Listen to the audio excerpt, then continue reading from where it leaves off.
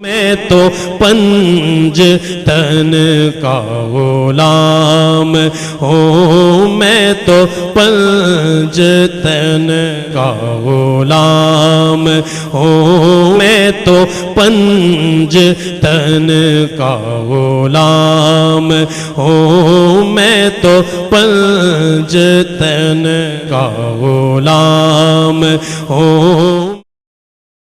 نحمده ونصلي ونسلم على سيدنا ومولانا محمد رسوله النبي الأمين المكين الحنين الكريم الرؤوف الرحيم، أما بعد، بسم الله الرحمن الرحيم۔ معزز و محترم مشائخ اعظام، علماء کرام، معزز مہمانان گرامی قدر اور پاکستان کی مختلف یونیورسٹیز سے تشریف لانے والی معزز اور محترم پروفیسرز اور معلمات، محققات اور مربیات، جملہ خواتین اور اس سیدہ کائنات کانفرنس میں شرکت کرنے والی سب مائیں، بہنیں اور بیٹیاں، انتظامیہ سے لے کر اجتماعیہ تک۔ یہ اجتماعیہ ایک نیا لفظ ہے جو میں نے ابھی گھڑا ہے، ابھی وضع کیا ہے اور کہہ دیا۔ انتظامیہ کے مقابلے میں یعنی انتظام کرنے والے اور اجتماعیہ سننے والے، سب مبارکباد کے مستحق ہیں جنہوں نے اس عظیم الشان کانفرنس کے اہتمام کے ذریعے اپنا ایک دینی ملی فریضہ ادا کیا، اور وہ معزز خواتین جو دور و نزدیک اور اطراف و اکناف سے تشریف لائیں اور جنہوں نے اپنے خیالات عالیہ کا اظہار کیا، اور ابھی آخری خطاب مجھ سے قبل جو ہوا پروفیسر ڈاکٹر سمر فاطمہ صاحبہ کا، جب میں پہنچا ہوں تو شاید ان کا نام اس سے پہلے گزر چکا تھا، اس وقت میں نے نہیں سنا۔ تو یہ میری جو مادر علمی ہے پنجاب یونیورسٹی، اس کے شعبہ علوم اسلامیہ ہوتا تھا، اب تو فیکلٹی ہے، فیکلٹی آف اسلامک اسٹڈیز کی ڈین ہے۔ تو یہ گویا ایک اس یونیورسٹی اور اس فیکلٹی کی نسبت سے ایک تعلق بھی ہے میرا کہ میں نے ایک زمانہ وہاں گزارا ہے، طالب علمی کا زمانہ۔ وہ پڑھایا تو میں نے پھر پنجاب یونیورسٹی لاء کالج میں ہے سارا ہی عرصہ،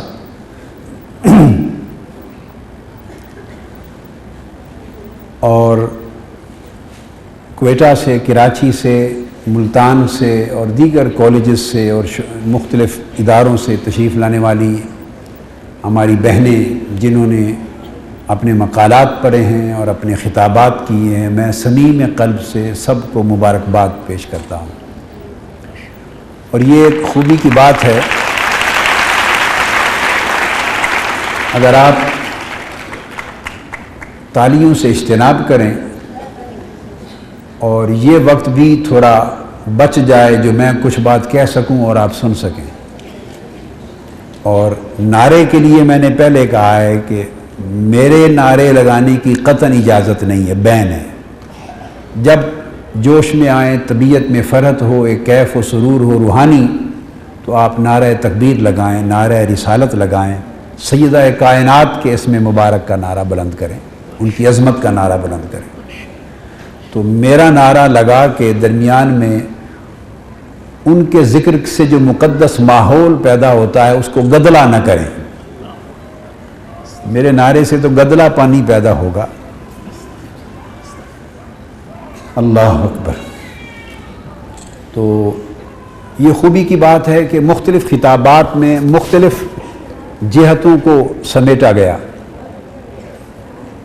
ابھی ڈاکٹر سمر فاطمہ صاحبہ نے سیدہ کائنات کانفرنس کے ریفرنس سے ایک جو اسلامی عورت ہے اس کا رول کیا ہونا چاہیے اس پر بڑی جامع اور بڑی پرمغز گفتگو کی. ہماری ایک بیٹی جو کوئٹہ سے آئی تھی انہوں نے سیدہ کائنات کے ازدواج کا ذکر کر کے اس کا ایک رول آپ کے سامنے رکھا. اسی طرح مختلف اور بہنوں نے مختلف پہلوؤں پر روشنی ڈالی. ٹیکسٹ بورڈ کی جو چیئرپرسن تھی ڈاکٹر فوزیہ سلیمی صاحبہ، انہوں نے بڑی جامع گفتگو کی اور مختلف پہلو سیدہ کائنات کے حوالے سے اور آج کی جو عورت ہے امت مسلمہ کی تو اس کی ذمہ داریوں کے حوالے سے گفتگو کی. ایک جامع گفتگو ہمہ جہت مختلف پہلوؤں کے لحاظ سے مختلف مقررات نے کی ہے. میں ذرا میرے ذہن میں تھا کیونکہ وقت کی قلت ہے کہ میں اپنی گفتگو کو 2 حصوں میں تقسیم کرتا. پہلا حصہ تو وہ جس کا میں نے ذکر کیا ہے کہ سیدہ کائنات سیدہ فاطمۃ الزہرا رضی اللہ تعالی عنہا قرآن میں، یہ موضوع ہے میرا. سیدہ کائنات قرآن میں یا سیدہ کائنات قرآن کی نگاہ میں. تو میرا خیال تھا کہ میں اپنی گفتگو کا آدھا حصہ اس موضوع پہ رکھتا قائم، اور جو نصف آخر ہے وہ ان کی جو زندگی ہے اس کے مختلف مظاہر اور مختلف گوشوں کو بطور ریفرنس بیان کر کے پھر اس کی مطابقت عصر حاضر میں ایک مسلمان عورت کے کردار کے لیے اس کا تعین کرتا تو وہ ایک ماڈرن ایسپیکٹ ہو جاتا. لیکن مجھے اب معلوم نہیں ہے کہ وقت اور آپ لوگوں کی واپسی بھی، اور مجھے یہ بھی معلوم ہے کہ آپ ہی نے اپنے گھروں میں بیشتر خواتین نے جا کے افطار کا اہتمام بھی آپ نے کرنا ہے. یہ بھی ان اخلاقی ذمہ داریوں کا حصہ ہے، شرعی ذمہ داریوں کا نہیں، جو آپ اپنے شوہروں پر بطور احسان کرتی ہیں. اور شوہروں کو اس کا بدلہ بھی حل جزاء الاحسان الا الاحسان کی شکل میں دینا چاہیے. کھانا پکانا، سالن بنانا، روٹی بنا کے کھلانا، کپڑے دھونا، گھر کی صفائی کرنا شریعت نے عورت کی ذمہ داریوں میں داخل نہیں کیا. اور ہمارے ہاں پاکستانی مردوں کی جو شریعت ہے اس میں یہ سارا کچھ یہی داخل ہے. یہ عورت کا وہ کنٹریبیوشن ہے، چونکہ رشتہ ازدواج ہے، ایک جوڑ ہے، زوجیت جوڑ کو کہتے ہیں، زوج بھی جوڑے کو، زوجین ہیں. تو جب زندگی ایک اکائی بن جاتی ہے 2 افراد کی تو یہ ایک دوسرے کے ساتھ وہ مل جل کے کنٹریبیوٹ کرتے ہیں. یہ زوجیت ہے، کچھ اخلاقی گوشے ہیں، کچھ شرعی گوشے ہیں، اسی سے جا کے پوری زندگی کا یہ تعاون کی مختلف شکلیں اور مظاہر ہیں. تو عورت بہت کچھ ایسا کرتی ہے اپنے شوہر کی لائف میں جو ہماری سوسائٹی میں، جو اللہ اور اس کے رسول کی طرف سے اس کے واجبات میں شامل نہیں تھا. مگر یہ صحابیات سے لے کر اہل بیت اطہار کی مقدس بیبیاں اور شہزادیاں، ان کی زندگیوں تک اور آج تک یہ عمل جو اخلاقی ہے یہ بھی سنت چلا آ رہا ہے. یہ اخلاقی عمل ان کی وضع کردہ سنت ہے. تو جب وہ اسے انجام دیتی ہیں تو شوہر کو اپنے شرعی فرائض سے بھی بڑھ کر حسن سلوک میں اسی احسان کے بدلے کا اظہار کرنا چاہیے. اس میں اب تو سچویشن چینج ہوتی جا رہی ہے. یعنی پہلے تو یہ تھا کہ، اور ہے بھی، کہ شوہر ادراک نہیں کرتے بیوی کی نسبت اپنی ذمہ داریوں کا. حضور علیہ الصلوۃ والسلام نے فرمایا خیرکم خیرکم لأہلہ وانا خیرکم لأہلی. تم میں سے بہترین شخص وہ ہے جو اپنے اہل و عیال، بیوی بچوں کے ساتھ سلوک میں بہترین ہے، اور میں اس معیار پر تم سب سے بہتر ہوں. تو آقا علیہ الصلوۃ والسلام ان کے ساتھ کنٹریبیوٹ کرتے تھے. تو شوہر ہماری سوسائٹی میں کہ وہ عورت کو اپنی گھریلو ذمہ داریوں میں معاونت کریں وہ اپنی حتک سمجھتے ہیں. تو یہ ان کی حتک نہیں ہے، دراصل یہ اسلامی اقدار کی حتک ہے یہ سوچ. تو مجھے یہ احساس ہے کہ چونکہ افطار کا اہتمام کرنا ہے، ورنہ سب سے پہلا سوال شوہران گرامی کی طرف سے یہ ہوگا کہ ہمیں نہ پکوڑے ملے، نہ رول ملے، نہ افطار کے لیے مرغن چیزیں ملی. وہ سب کچھ جو روزہ رکھنے کی حکمت کے خلاف ہے وہ ساری خلاف ورزی افطار میں پوری ہو جاتی ہے. جن چیزوں کے توڑ کے لیے روزہ رکھا گیا ہے وہ سب کچھ ہم جوڑ دیتے ہیں افطار میں، اس کے بغیر ہمارا افطار نہیں ہوتا. اور یہ بوجھ بھی خواتین پر ہے. اللہ پاک ہماری سوسائٹی میں اس شعور کو بیدار کرے کہ وہ اصل اسلامی قدروں کو سمجھنے والے بن جائیں. اس لیے ممکن ہے جو میرا دوسرا حصہ ہے جو پریکٹیکل ایسپیکٹ سے ریلیٹڈ ہے اور ماڈرن ایسپیکٹ ہے اور آج کے دور کے ساتھ اس کی ایک اپلیکیشنل سگنیفیکنس بنتی ہے، شاید وہ رہ جائے تو کم سے کم ایک بات پوری ہو جائے گی، وہ یہ کہ سیدہ کائنات قرآن کی نگاہ میں کیا ہے.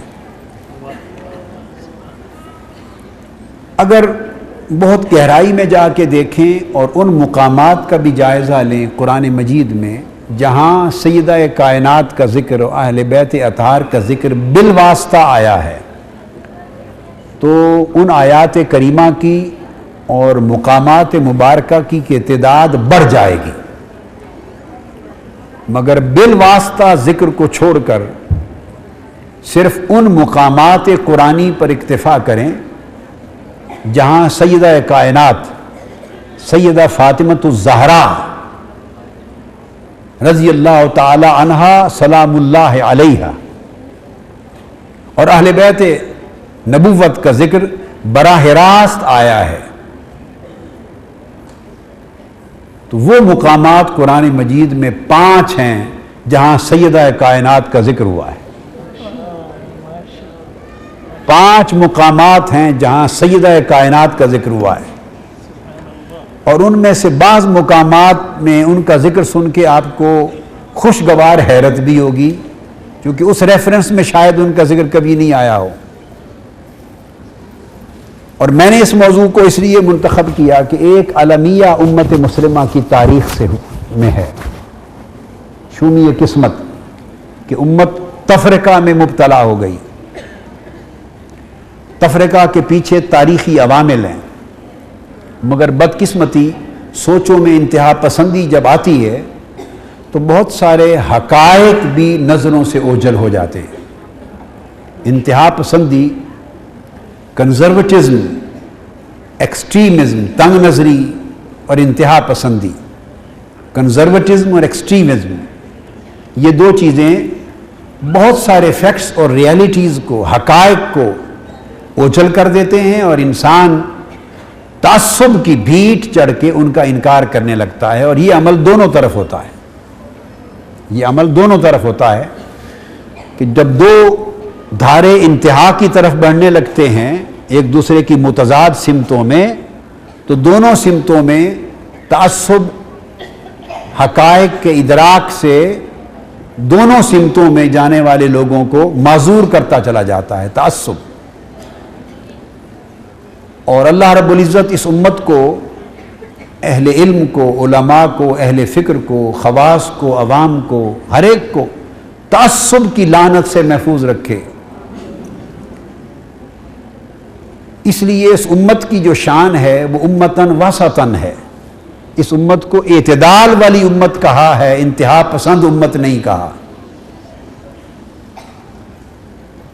جو رہے توسط و اعتدال پہ چلتی ہے.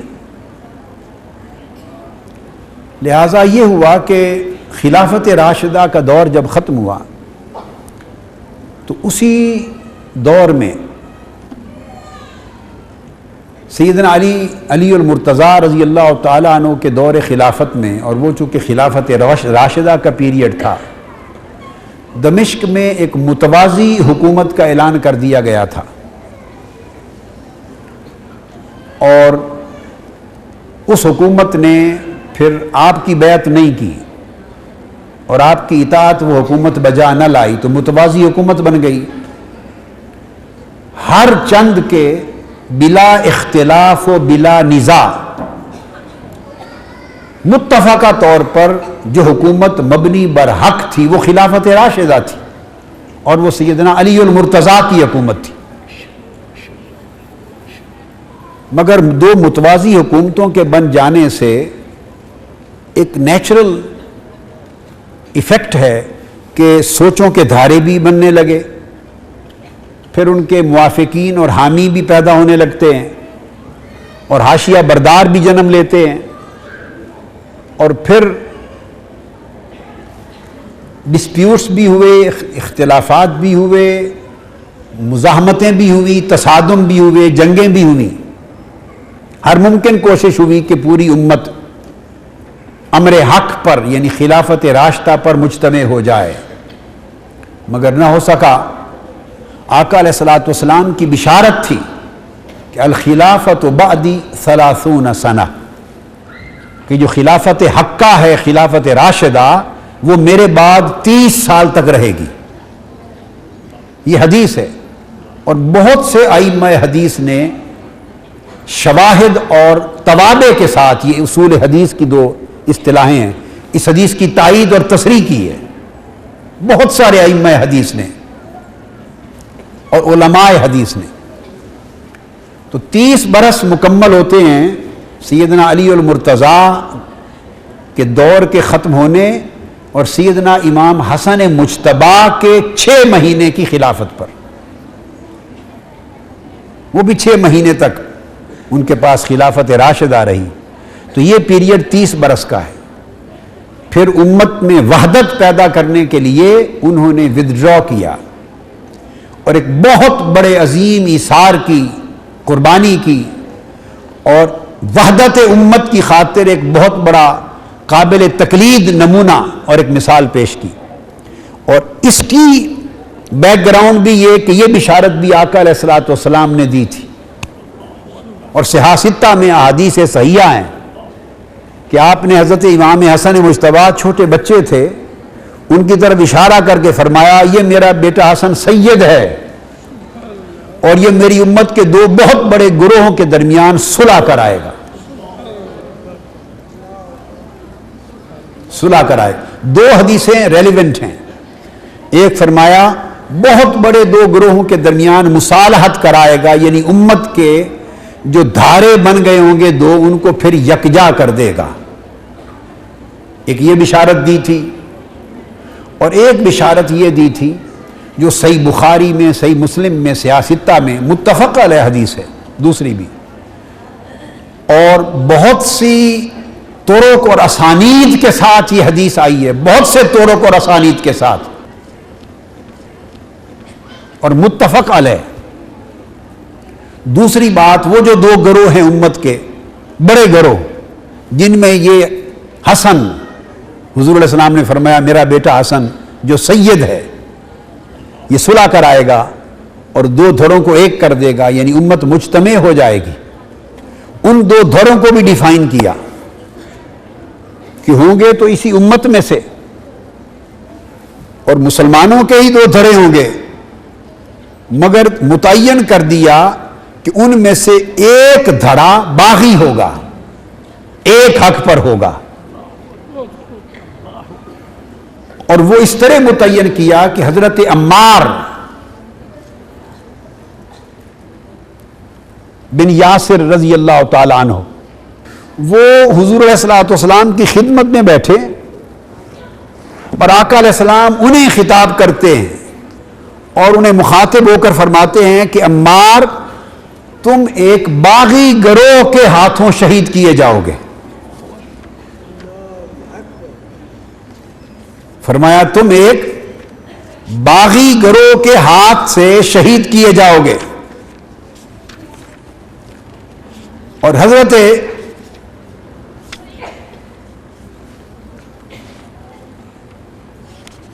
یاسر بن عمار رضی اللہ تعالی عنہ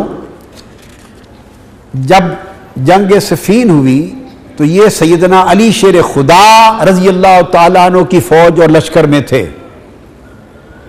اور جو دوسرا گروہ تھا حکومت دمشق کا، جنہوں نے سیدنا علی المرتضیٰ کی اطاعت قبول نہیں کی تھی، ان کے ہاتھوں آپ شہید ہوئے، ان کے ہاتھوں شہید ہوئے، جس کی وجہ، اور یہ کثرت کے ساتھ کتب حدیث میں، تمام سیاستہ کی کتابوں میں کثرت طرق کے ساتھ یہ حدیث صحیح آئی ہے، جس سے یہ معلوم ہو گیا کہ آقا علیہ الصلوۃ والسلام نے اس بات کو واضح کر دیا حضرت عمار رضی اللہ تعالیٰ عنہ کی شہادت کا ذکر کر کے۔ یہ صحیح مسلم جس کو حضرت ام سلمہ رضی اللہ تعالیٰ عنہ نے روایت کیا ہے کہ حضرت عمار کو حضور نے فرمایا کہ تمہیں الفئۃ الباغیہ، باغی گروہ تمہیں قتل کرے گا، تمہیں شہید کرے گا۔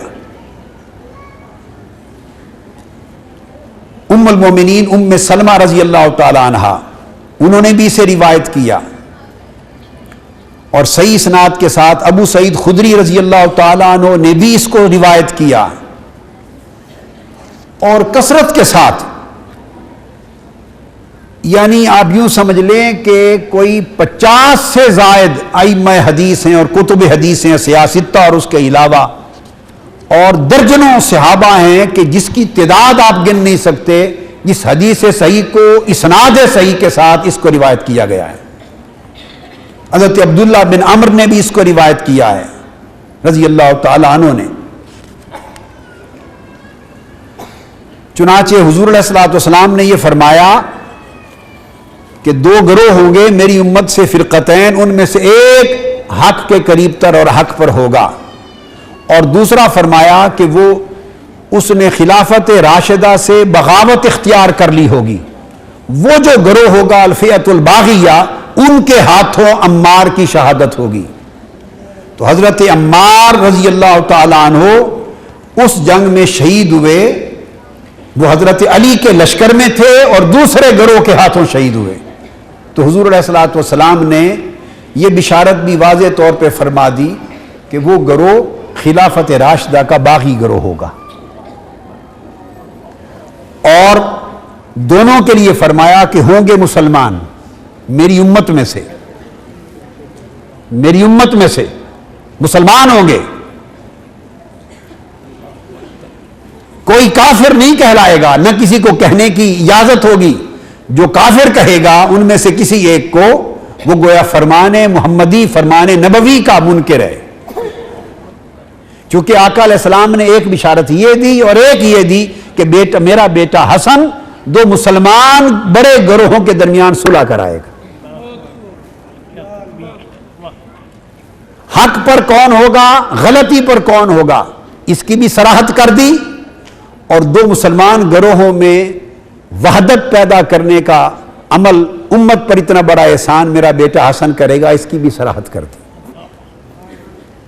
اب اس کے منطقی تاریخی نتائج ہونے تھے، تو نتیجہ یہ ہوا کہ جب خلافت راشدہ ختم ہوئی تو بنو امیہ کا جو دور حکومت گزرا، تقریباً 90 برس 92 برس کا پر مشتمل بنو امیہ کا پورا دور، اس بنو امیہ کے دور میں عام خطیب اور عام مولوی اس دور کے، اور عام ان کے حکمرانوں کے بچے اور جوان اور ان کے پولیس مین اور ان کے آفیسرز، گلی کوچوں میں بھی ممبروں پر جگہ جگہ سیدنا مولا علی المرتضیٰ کے خلاف زبان درازی کرنے کا رجحان پیدا ہو گیا تھا، اور اہل بیت اطہار کے خلاف یعنی ایک بغض اور عناد عامت الناس کے ذہنوں میں پیدا ہونے لگی، پولیٹیکل پرپسز کے لیے، پولیٹیکل پرپسز کے لیے۔ تو نتیجہ کیا ہوا کہ ایک طرف جب یہ عمل شروع ہوا تو دوسری طرف اس کا رد عمل ہوا، رد عمل ہوا۔ جب رد عمل ہوا تو پھر وہ گروہ جو اپنے آپ کو شیعان علی کہتا تھا، حضرت علی کا گروہ اور ان کے ساتھ موافقت رکھنے والے وہ بھی ایکسٹریم کی طرف جانے لگے، اور اس سے فائدہ اٹھایا بنو عباس نے، اور حضرت علی اور اہل بیت کی محبت سے فائدہ اٹھا کر بنو عباس الٹیمیٹلی اقتدار پر آئے، بنو امیہ سے انتقام لیا۔ جب اقتدار پر آئے تو بنو عباس نے بھی پھر اہل بیت کے ائمہ اطہار کو اپنے لیے چیلنج اور خطرہ سمجھا، تو نتیجہ یہ ہوا کہ بنو عباس جو اہل بیت کی محبت کا نعرہ لگا کر اقتدار میں آئے اور بنو امیہ سے انتقام لے کر اقتدار میں آئے، جب کرسی سنبھال لی تو وہ خود سب سے بڑے دشمن بن گئے، وہ بھی اہل بیت کے۔ انہوں نے سمجھا کہ عوام اہل بیت سے محبت کرتی ہے، علماء، مشائخ، امام اعظم ابو حنیفہ، اہل بیت میں سے جو امام اٹھتا تھا حق کا علم اٹھا کر، امام اعظم ابو حنیفہ 1000 دینار ہر اہل بیت کے امام کو اس کی تحریک کی مدد کے لیے بھیجتے تھے۔ امام مالک سپورٹ کرتے تھے، امام شافعی سپورٹ کرتے تھے، لوگوں نے امام شافعی پر رافضی اور شیعہ ہونے کا الزام لگا دیا۔ یعنی یہ ایک مہم چلا دی گئی کہ جو اہل بیت سے محبت کرے، ائمہ اہل بیت کی پیروی کرے، ان کا نام لے، اس پر تشیع کا، شیعیت کا الزام لگا دیا جاتا۔ حتیٰ کہ امام نسائی جو ائمہ ستہ میں سے ہیں، انہوں نے سیدنا علی المرتضیٰ کی شان میں احادیث کی کتاب لکھی، خصائص علی، اور دمشق کے منبر پہ وہ کتاب پڑھی، خارجیوں نے اس کی سزا میں ان کو شہید کر دیا۔ اتنا زد و کوب کیا کہ وہ قریب وفات جا پہنچے۔ انہوں نے فرمایا کہ قبل اس کے کہ میں مر جاؤں، اب میرے جنازے کو، میری چارپائی کو فوری مکہ پہنچا دو تاکہ میری روح قفس انصری سے وہاں جا کے پرواز کرے۔ تو وہ لے گئے اور صفا مروہ کے درمیان پہنچتے ہی وصال فرما گئے، شہید ہو گئے، تدفین ہو گئی۔ حضرت علی کی شان میں یہ کتاب خصائص علی سیدنا امام نسائی نے، جو سنن نسائی کے مؤلف ہیں، یہ حدیث کی کتاب لکھی، اور جب لکھی تو خارجی لوگ کھڑے ہو گئے۔ انہوں نے کہا کہ ایسی فضیلتیں اور منقبتیں احادیث میں جو آپ نے حضرت علی کی سنائی ہیں، وہ کچھ حضرت امیر معاویہ کی بھی سنائیں، ایسے فضائل اور مناقب۔ انہوں نے فرمایا میں امام حدیث ہوں، جو مناقب اور فضائل جس طرح کی حضرت علی کے لیے حضور علیہ السلام نے بیان فرمائے، وہ حضرت معاویہ کے لیے نہیں ہیں، وہ میں کیسے اور کہاں سے سناؤں؟ انہوں نے کہا نہیں سنائے۔ انہوں نے فرمایا کہاں سے سناؤں؟ اس بات پہ وہ حملہ آور ہو گئے اور ان کو شہید کر دیا۔ امام نسائی، آج دنیا ان کا نام لیتی ہے۔ یعنی یہ تو میں نے ایسے بائی دی وے 1-2 چیزوں کا ذکر کر دیا، اس سے ایک پوری تاریخ ہے۔ تو مقصد یہ ہے کہ پھر بنو عباس کا دور آیا، انہوں نے چن چن کر ائمہ اہل بیت کو شہید کیا۔ بنو امیہ نے تو ایک مارکہ کربلا بپا کیا تھا، اور بنو عباس کے حصے میں تو 5-6 شہادتیں ائمہ اطہار اہل بیت کی آئیں۔ امام موسیٰ کاظم سے لے کر آگے تک یہ بنو عباس کے دور میں شہید ہوتے گئے، امام علی رضا تک۔ کسی کو شہید کر دیا، کسی کو زہر دے دیا، کسی کو قید کر دیا۔ جن کے نام پر اقتدار میں آئے تھے انہی کو شہید کرتے رہے، صرف اس لیے کہ کہیں یہ لوگ پھر ہمارے لیے چیلنج بن کر ہماری حکومت کے خاتمے کا سبب نہ بن جائیں۔ اس لیے کہ اقتدار میں پہنچ کر وہ حق کی بات نہ سننا چاہتے ہیں نہ کرنا چاہتے ہیں۔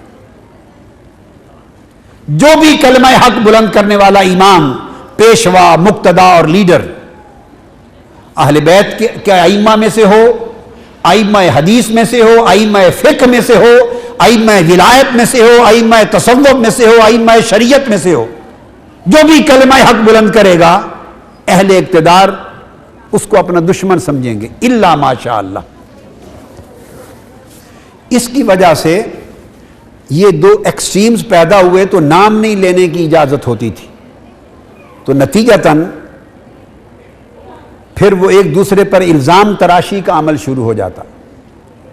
جب یہ دور آگے بڑھتا چلا گیا تو اس دور میں پھر جو ذہن تیار ہوئے تو یہ صورتحال بن گئی کہ اہل سنت میں سے کوئی شخص اگر اہل بیت کا نام کثرت سے لے، سیدہ فاطمۃ الزہرا کا ذکر کثرت سے کرے، سیدنا مولا علی المرتضیٰ کا ذکر کثرت سے کرے، اہل بیت کی محبت کی بات کرے، تو یہ سمجھا جاتا ہے کہ اس شخص میں شیعیت ہے، یہ شیعہ ہے، یہ شیعہ رجحان رکھتا ہے، یہ تصور خارجیت ہے۔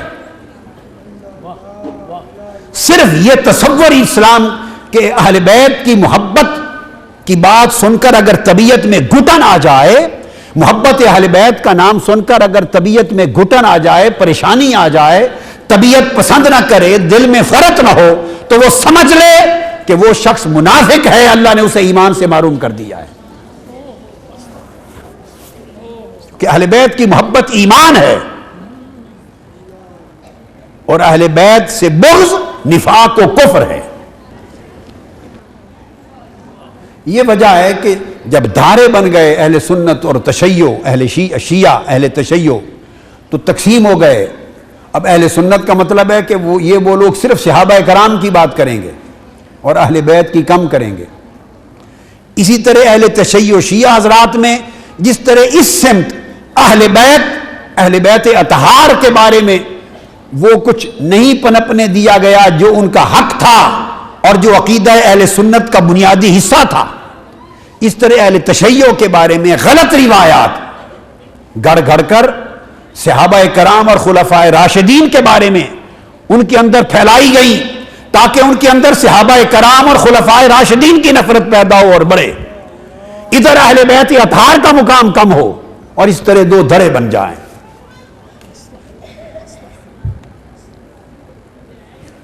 لہذا خلفائے راشدین اور صحابہ کرام سے نفرت بھی سری گمراہی ہے، اور اپنے آپ کو ایمان کی دولت سے محروم کر دینے کے مترادف ہے، اور اہل بیت اطہار کی محبت سے محرومی بھی گمراہی اور ایمان سے محروم ہو جانا ہے۔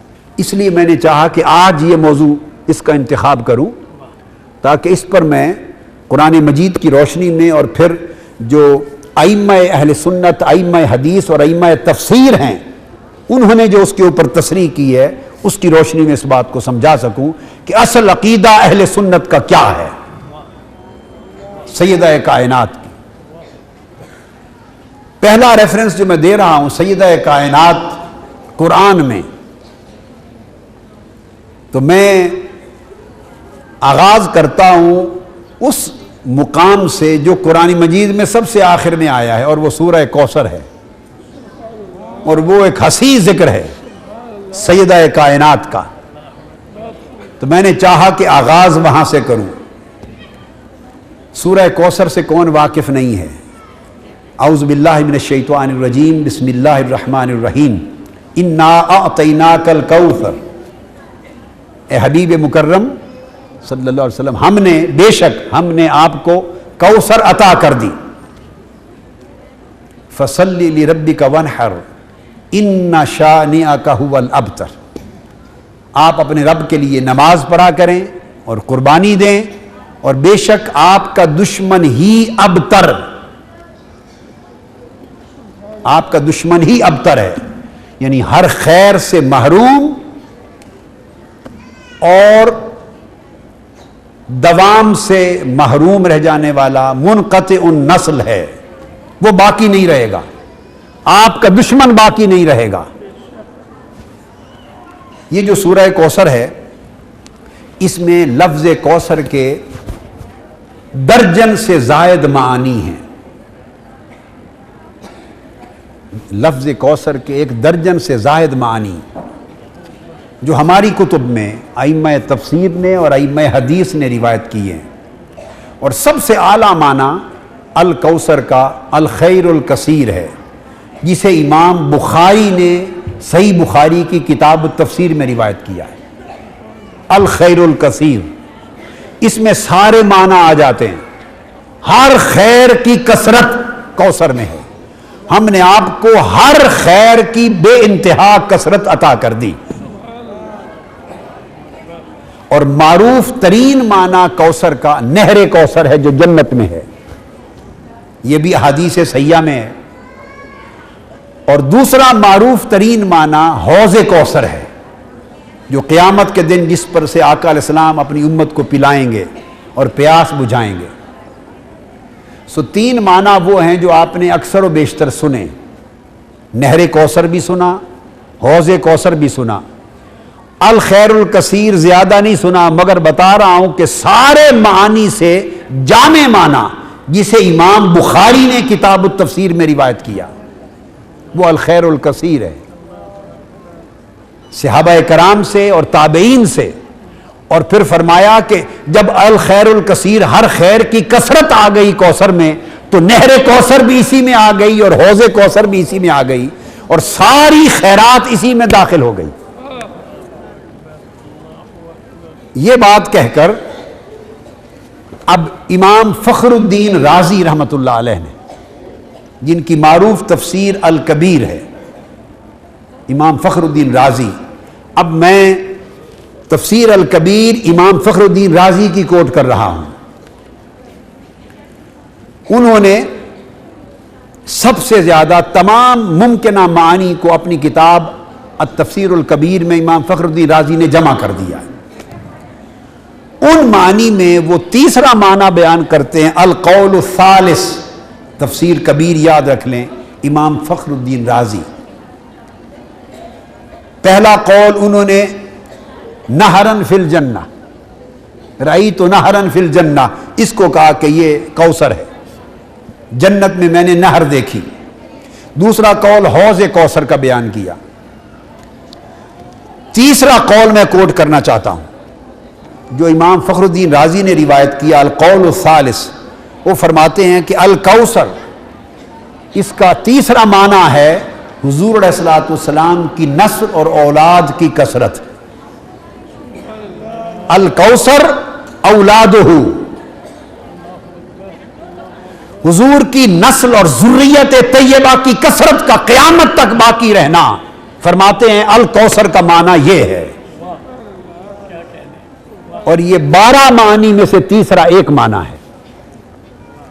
اور امام فخر الدین رازی اس کی وجہ بیان کرتے ہیں، فرماتے ہیں کہ وجہ یہ ہے انما نازلت ردن علی من آبہ علیہ السلام بعدم الاولاد۔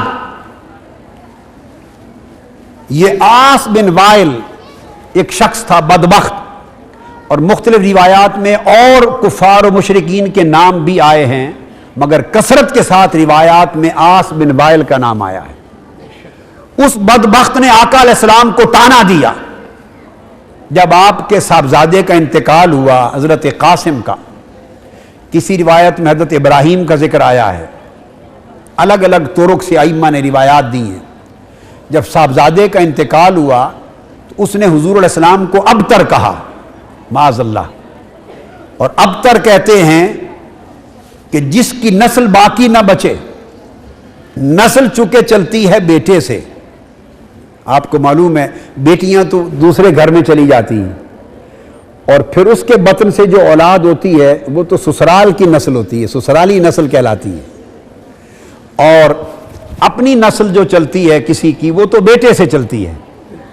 جب اولاد ذکور بیٹے نہ رہے، وصال فرما گئے، تو ان کافروں اور مشرکوں نے آقا علیہ السلام کو طعنہ دیا کہ یہ ابتر ہیں، منقطع نسل ہو گئے، ان کی نسل کٹ گئی، اب محمد کا معاذ اللہ نام لینے والا دنیا میں کوئی نہیں رہے گا، اس کی نسل کٹ گئی۔ اس پر امام فخر الدین رازی رحمۃ اللہ علیہ نے فرمایا کہ ان کے اس طعنے کے رد میں اللہ تبارک و تعالی نے سورہ کوثر کو نازل کیا۔ یہ بات قابل توجہ ہے، اس کے شان نزول کی سب سے زیادہ قریب ترین مطابقت اور موافقت اس معنی کے ساتھ بنتی ہے۔ ہر چند کے پہلے 2 معنی اعلیٰ اور ارفع ہیں، زیادہ مقبول ہیں اور معروف ہیں، مگر شان نزول قرین ہے، اس کے قریب ہے کہ یہ نازل ہوئی جب آقا علیہ السلام کو طعنہ دیا گیا کہ جب کوئی بیٹا نہ رہا کہ اب اس کی نسل کٹ گئی، اس پر یہ سورت نازل ہوئی۔ امام فخر الدین رازی کہتے ہیں کہ پھر اس سورت کے ذریعے اللہ رب العزت نے، اسی لیے سورت کی آخری آیت یہ ہے کہ میرے محبوب آپ ابتر نہیں ہوئے، آپ کی نسل نہ کٹی ہے نہ کٹے گی. ان شانئک ھو الابتر, آپ کے دشمن کی نسل کٹ جائے گی. وہ ابتر ہو گیا جو آپ کا دشمن ہے, اس کا نام و نشان مٹ جائے گا, اس کی نسل باقی نہیں رہے گی, اس کی نسل کا نشان تک دنیا میں اگلے زمانوں میں کسی کو دکھائی نہیں دے گا. اب امام فخر الدین رازی کہتے ہیں کہ یہاں کوثر کا معنی حضور کی ذریت کی کثرت, حضور کی نسل کی کثرت, حضور کی اولاد کی کثرت. فرماتے ہیں چونکہ استانے کے رد میں نازل ہوئی تو اس لیے اللہ رب العزت نے فرمایا انا اعطیناک الکوثر, میرے محبوب ہم نے آپ کو اپنی نسل, ذریت اور اولاد کی وہ کثرت دی ہے کہ قیامت تک کوئی زمانہ آل رسول سے خالی نہیں ہوگا, ذریت محمدی سے خالی نہیں ہوگا, اطرت رسول سے خالی نہیں ہوگا, سادات کے وجود سے کوئی زمانہ خالی نہیں ہوگا.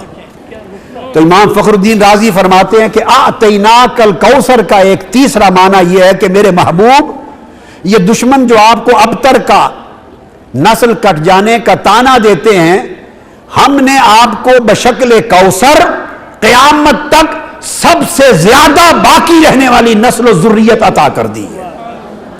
اور پھر امام فخر الدین رازی کے الفاظ سنیے, اس پر دلیل لاتے ہیں.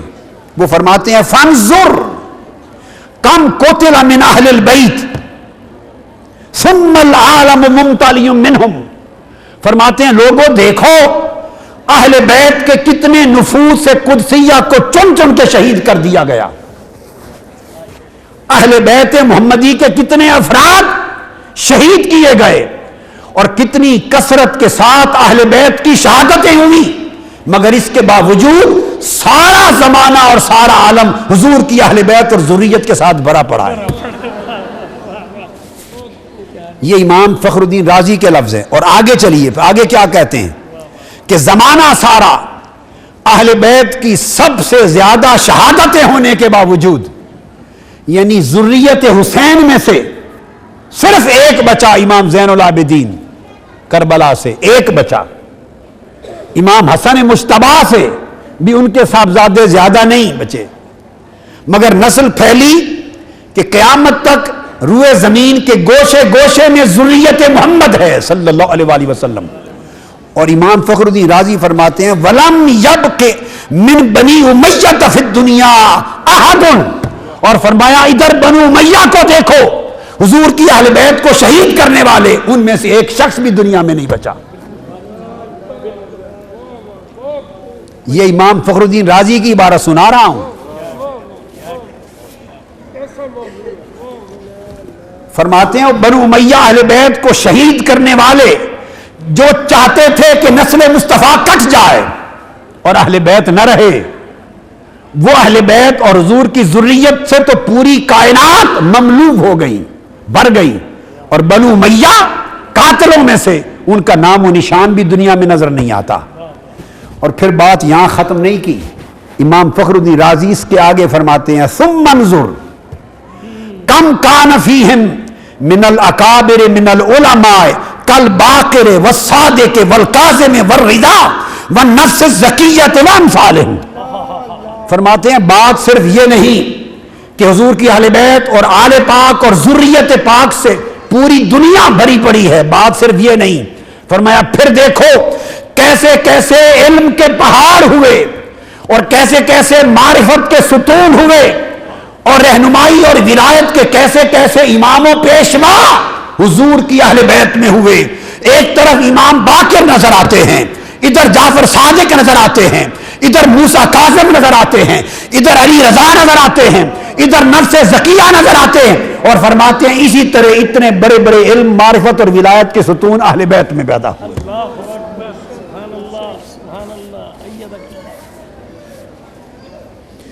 یہ امام فخر الدین رازی کا جو ریفرنس میں نے دیا, اس کی تائید میں دو تین ریفرنس امپورٹنٹ اور بھی دے دوں, کیونکہ پوری دنیا میں یہ بات جا رہی ہے اور لوگ اہل علم توجہ سے سن بھی لیں گے, سمجھ بھی لیں گے, اور یہ نہیں ہوگی کہ صرف کوئی ایک قول ہے جس پر میں نے مدار کر لیا بات کا. اب اس کے بعد یہ تفسیر بیضاوی ہے میرے ہاتھ میں، اور تو قاضی بیضاوی، امام بیضاوی کا مقام بیان کرنے کی حاجت نہیں رکھتا، تو تفسیر بیضاوی میں بھی انہوں نے اسی طرح الکوثر کی تفسیر میں اس ایک قول کو بھی ذکر کیا ہے، فرمایا وقیل اولادہ، اور ایک قول یہ بھی ہے الکوثر سے مراد حضور کی اولاد۔ اسی طرح امام ساوی نے جلالین کے حاشیہ میں انہوں نے بھی اس قول کو ذکر کیا اور فرمایا کہ اس کا ایک قول الکوثر کے معنی کا یہ بھی ہے کہ انہ الذریۃ الکثیرۃ المبارکہ وقد حقق اللہ ذالک۔ اسی طرح امام ساوی نے جلالین کے حاشیہ میں انہوں نے بھی اس قول کو ذکر کیا اور فرمایا کہ اس کا ایک قول الکوثر کے معنی کا یہ بھی ہے کہ انہ الذریۃ الکثیرۃ المبارکہ وقد حقق اللہ ذالک، اور فرمایا فلا تجد ذریۃ لأحد من الخلق مثل ذریۃ المصطفیٰ فی الکثرہ ولا فی البرکہ الی یوم القیامہ۔ فرمایا الکوثر کا ایک معنی یہ بھی ہے جس کی اللہ پاک نے تحقیق فرما دی کہ جتنی ذریت اور اولاد اور نسل مصطفیٰ کی بڑی، کائنات میں کسی انسان کی نسل اتنی نہیں بڑی ہے، اور فرمایا کہ یہ کثرت صرف عدد میں ہی نہیں ہے، برکت میں بھی ہے، اور یہ کثرت عددی اور کثرت روحانی قیامت کے دن تک قائم رہے گی۔ اور پھر آگے وہ فرماتے ہیں کہ یہ آیت جب نازل ہوئی سورہ کوثر، فرماتے ہیں کہ هو اول من مات من اولادہ، حضور کے 7 اولادیں تھیں، حضرت قاسم، حضرت عبداللہ جن کو طیب و طاہر بھی کہتے تھے، اور حضرت ابراہیم، 3 صاحبزادے تھے اور 4 صاحبزادیاں تھیں، حضرت زینب، حضرت رقیہ، حضرت ام کلثوم اور حضرت فاطمہ۔ ساری اولاد حضرت خدیجہ الکبریٰ رضی اللہ تعالی عنہ سے تھی، سوائے ایک صاحبزادے حضرت ابراہیم کے، وہ حضرت ماریہ قبطیہ سے تھے۔ اب امام ساوی لکھتے ہیں کہ یہ سارے 7 کے 7 حضور کی حیات طیبہ کے اندر وصال فرما گئے، 7 میں سے 6 حضور کی حیات طیبہ میں وصال فرما گئے، وَمَاتُوا جَمِيعًا فِي حَيَاتِهِ إِلَّا فاطمہ۔ اب میں اس موضوع کی طرف آ رہا ہوں کہ فاطمہ کا ذکر قرآن میں کیسے، فرمایا 6 وفات فرما گئے سوائے فاطمہ کے، اور حضرت فاطمہ الزہرا زندہ رہیں، وَذُرِّيَّتُهُ الْبَاقِيَةُ إِلَى يَوْمِ الْقِيَامَةِ مِن نَسْلِهَا، اور حضور علیہ السلام کی جو ذریت ہے اس کے لیے صرف 7 اولاد میں سے صرف ایک بیٹی فاطمہ کو منتخب کیا گیا، اور قیامت تک جو حضور کی نسل اور ذریت سے پوری کائنات بھری پڑی ہے وہ صرف بطن فاطمہ کی برکت سے بھری پڑی ہے۔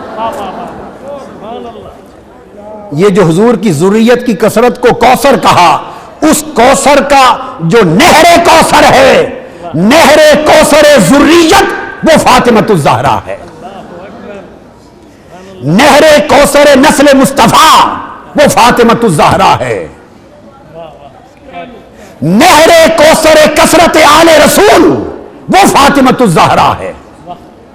ایک سیدہ کائنات فاطمۃ الزہرا کے بطن سے حضور کی ذریت اتنی بڑی کہ آج کے دن اور قیامت تک حضور کی ذریت سے سارے زمانے معمور ہو گئے، اور یہ تفسیر روح المعانی ہے۔ انہوں نے بھی اسی طرح اس ایک قول کو لیا ہے۔ بڑے بڑے اکابر ائمہ اہل سنت، ائمہ تفسیر، وہ بغیر جھجک کے اس قول کو لیتے رہے، اور پھر جو بات ہے وہ یہ جو میں نے کہا کہ کوثر سے مراد تو حضور کی ذریت ہو گئی، اب نسل چلتی ہے بیٹے سے۔ بیٹے تینوں حضور علیہ الصلوۃ والسلام کے تھوڑی عمر میں وصال فرما گئے، وہ ختم نبوت کا راز تھا کہ کوئی بیٹا جوان نہ ہوا، نہ شادی کی عمر کو پہنچا، نہ شادی ہوئی، نہ پوتے ہوئے، تو نسل ذریت تو چلنی تھی بیٹے سے، بیٹے وصال فرما گئے. اسی پر تو تانا دیا تھا دشمنوں نے، جس تانے کا جواب یہ اللہ رب العزت کی سنت تھی اور عادت مبارکہ تھی. جو دشمن بدبخت خدا کے حبیب کو تانا دیتا، حضور کو حکم تھا محبوب آپ کسی دشمن کو جواب نہیں دیں گے، تانا آپ کو آپ کا دشمن دے گا، جواب میں دوں گا. جب نوح علیہ السلام کو تانا دیتے تھے، قرآن پڑھ لیں قرآن، تو اللہ پاک وہی فرماتا نوح علیہ السلام کو، تو نوح علیہ السلام جواب دیتے. شعیب علیہ السلام پر تانا دیا تو شعیب علیہ السلام نے جواب دیا. حضرت موسیٰ کو تانا دیا تو حضرت موسیٰ نے جواب دیا. حضرت ہود کو تانا دیا، حضرت صالح کو تانا دیا، انہوں نے جواب دیا. جس پیغمبر کو دشمنان دین اور کفار نے تانا زنی کی، اس پیغمبر نے اذن الہی سے خود اپنی زبان سے جواب دیا. رب کائنات نے صرف اپنے حبیب مکرم کو مستثنا کیا، فرمایا میرے محبوب اب یہاں طریق بدل گیا، جو بدبخت آپ کو تانا دے گا، آپ رحمت للعالمین اور رؤوف الرحیم ہیں، آپ چپ رہیے گا. دشمن جو تانا دے گا جواب خدا دے گا. تو اللہ پاک جواب دیتے. لہذا دشمن نے تانا دیا حضور علیہ السلام کو کہ ابتر اس کی نسل کٹ گئی. رب نے اس تانے کے جواب میں پوری سورت نازل کر دی اور ساتھ کہا کہ بدبخت اس کو ابتر کہنے والے تیری نسل کٹ گئی. حضور کے دشمن دنیا سے بے نام و نشاں ہو جائیں گے. اب بات یہ ہے کہ نسل تو چلنی تھی بیٹے سے، بیٹے وصال فرما گئے، تو پھر وہ کوثر کا خواب جو کثرت ذریت کے معنی کے لحاظ سے، اس کی تعبیر کیسے ہوتی؟ تو آقا علیہ السلام نے فرمایا، امام طبرانی نے المعجم الکبیر میں روایت کیا، امام ابو یعلا نے المسند میں روایت کیا، امام دیلمی نے الفردوس میں روایت کیا، خطیب بغدادی نے تاریخ بغداد میں، مزی نے تہذیب الکمال میں، اور کثرت کے ساتھ حضرت فاطمہ الزہرا رضی اللہ تعالی عنہ ہی روایت کرتی ہیں کہ حضور علیہ الصلوۃ والسلام نے فرمایا،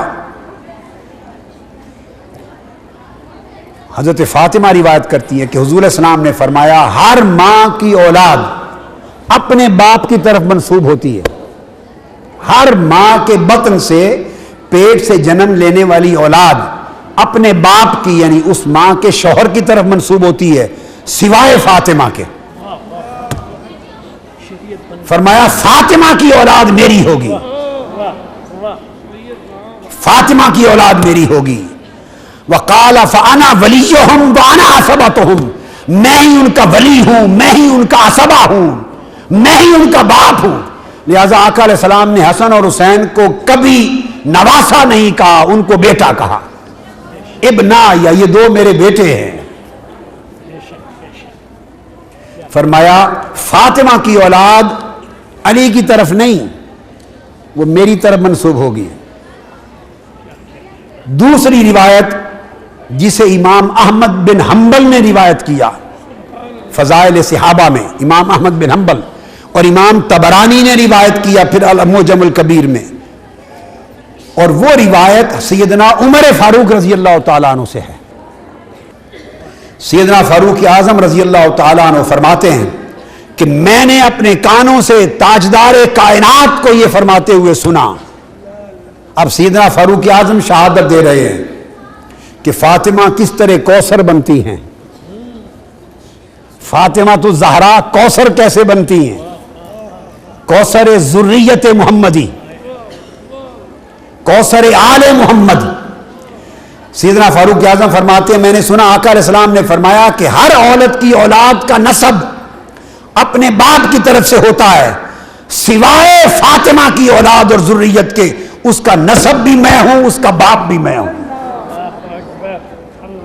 فاطمہ کی باپ کا نسب بھی میری طرف ہوگا اور فاطمہ کی اولاد کا باپ بھی میں کہلاؤں گا. یہ سیدنا فاروق اعظم نے فرمایا.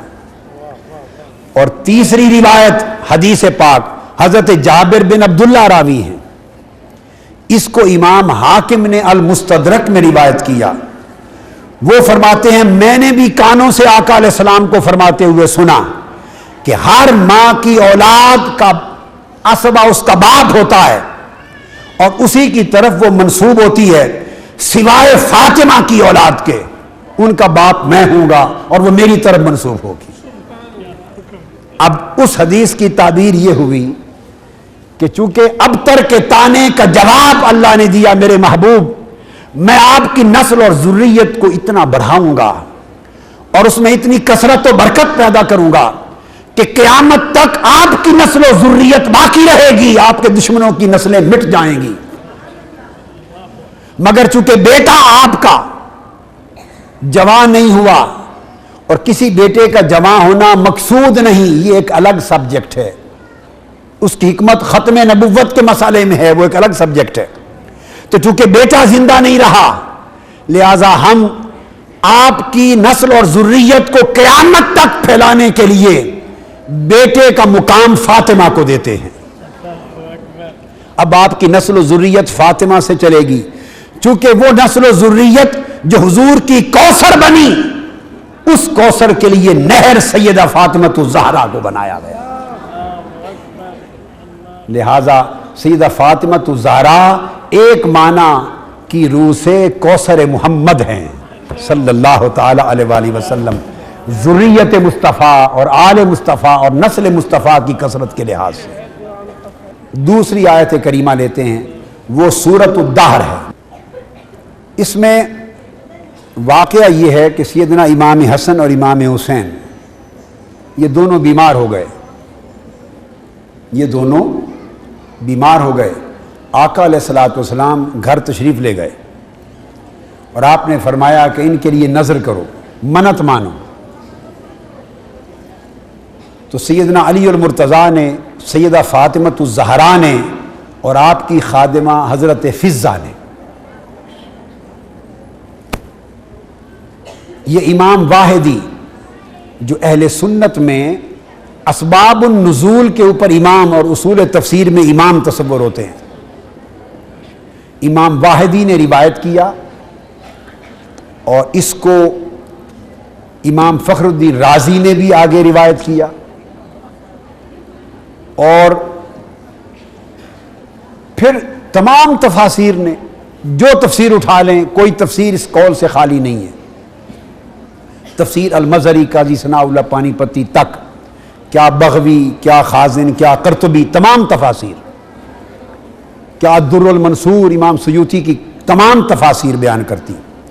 آقا علیہ السلام نے فرمایا کہ تم ان کے لیے منت مان لو، تو تینوں نے منت مان لی، سیدنا علی المرتضیٰ نے، سیدہ کائنات نے اور ان کی خادمہ حضرت فضہ نے، کہ اگر یہ شفا یاب ہو گئے تو 3 روزے رکھیں گے، 3 روزے رکھیں گے۔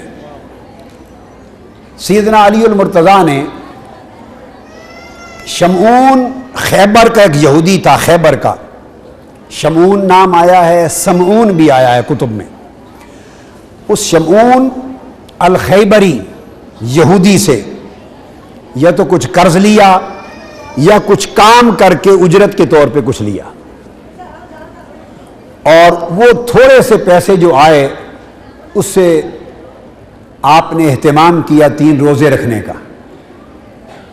پہلا دن آیا، جب افطار کا وقت ہوا تو روٹی بنائی، جو کی روٹی، تو دروازے پر ایک شخص آ کے اس نے آواز دی، اہل بیت محمد میں مسکین ہوں صلی اللہ علیہ وسلم، اور میں بھوکا ہوں۔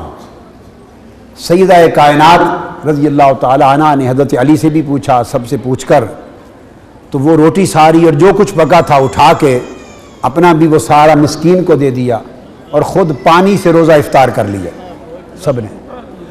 اگلے دن روزہ رکھا، جو بچا تھا پھر وہ پکایا۔ افطار کا وقت ہوا شام کو، تو ایک اور سائل آ گیا، اس نے کہا میں یتیم ہوں۔ آپ نے سارا کچھ جو پکا تھا اٹھا کے اس یتیم کو دے دیا، خود پانی سے افطار کر لیا۔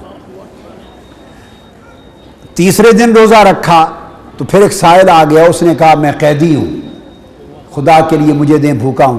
آپ نے سارا کچھ اس کو دے دیا، خود پانی سے افطار کر لیا۔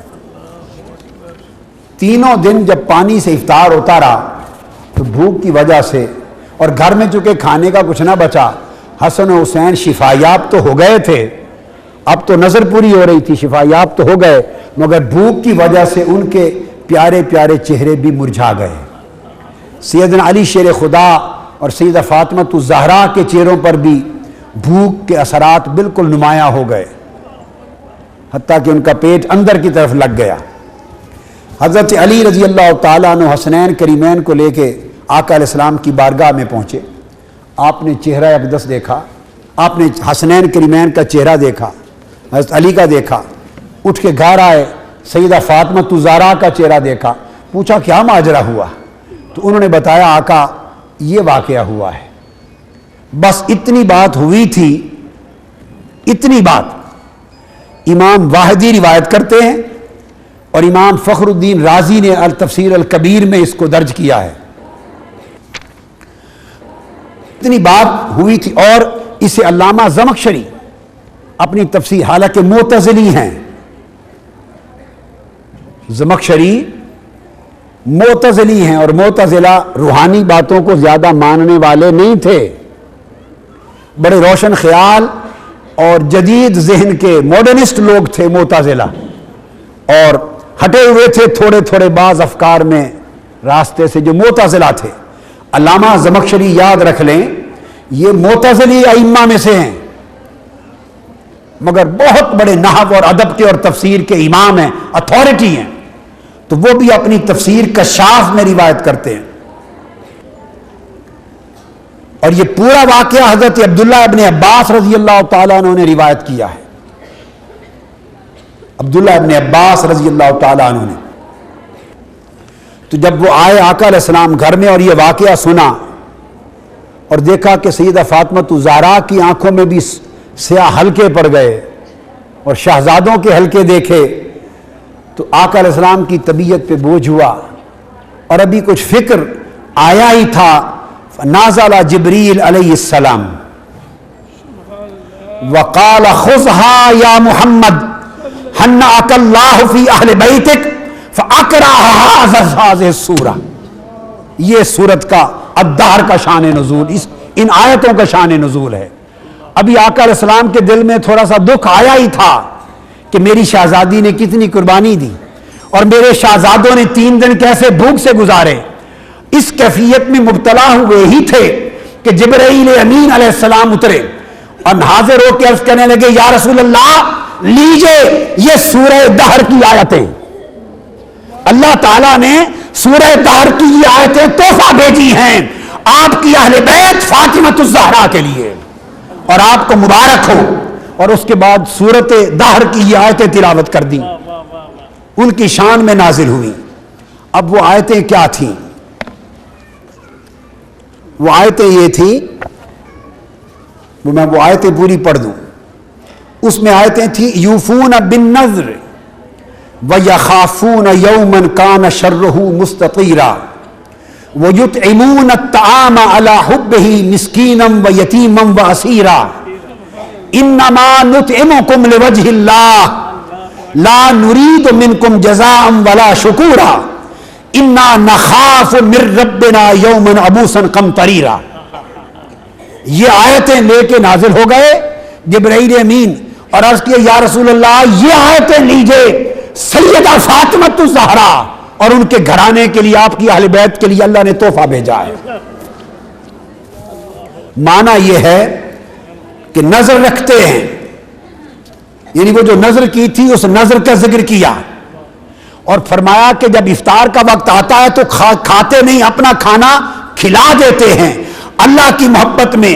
کسی دن مسکین کو کھلا دیتے ہیں، کبھی یتیم کو کھلا دیتے ہیں، کبھی قیدی کو کھلا دیتے ہیں۔ اور اس آیت کی اس تفسیر کو حضرت عبداللہ ابن عباس نے روایت کیا، اسی تفسیر کو جلیل القدر تابعی حضرت مجاہد نے روایت کیا کہ سیدنا عبداللہ ابن عباس سے جو مروی تابعین کے ذریعے جو طرق ہیں تفسیر کے، طرق اربع، سب سے زیادہ معتمد طرق، ان معتمد تمام طرق نے اس تفسیر کو روایت کیا ہے۔ تو حضرت مجاہد نے روایت کیا، حضرت عطا بن ابی رباح نے روایت کیا، دیگر تابعین نے روایت کیا، اور وہ فرماتے ہیں انہا نزلت فی علی ابن ابی طالب، اور حضرت فاطمۃ الزہرا کے لیے نازل ہوئی، حضرت علی ابن ابی طالب کے لیے نازل ہوئی، اہل بیت محمد کے لیے نازل ہوئی۔ پھر آگے پورا واقعہ بیان کرتے ہیں۔ پھر اسی تفسیر اور واقعہ کو ثعلبی نے بھی حضرت عبداللہ ابن عباس سے روایت کیا۔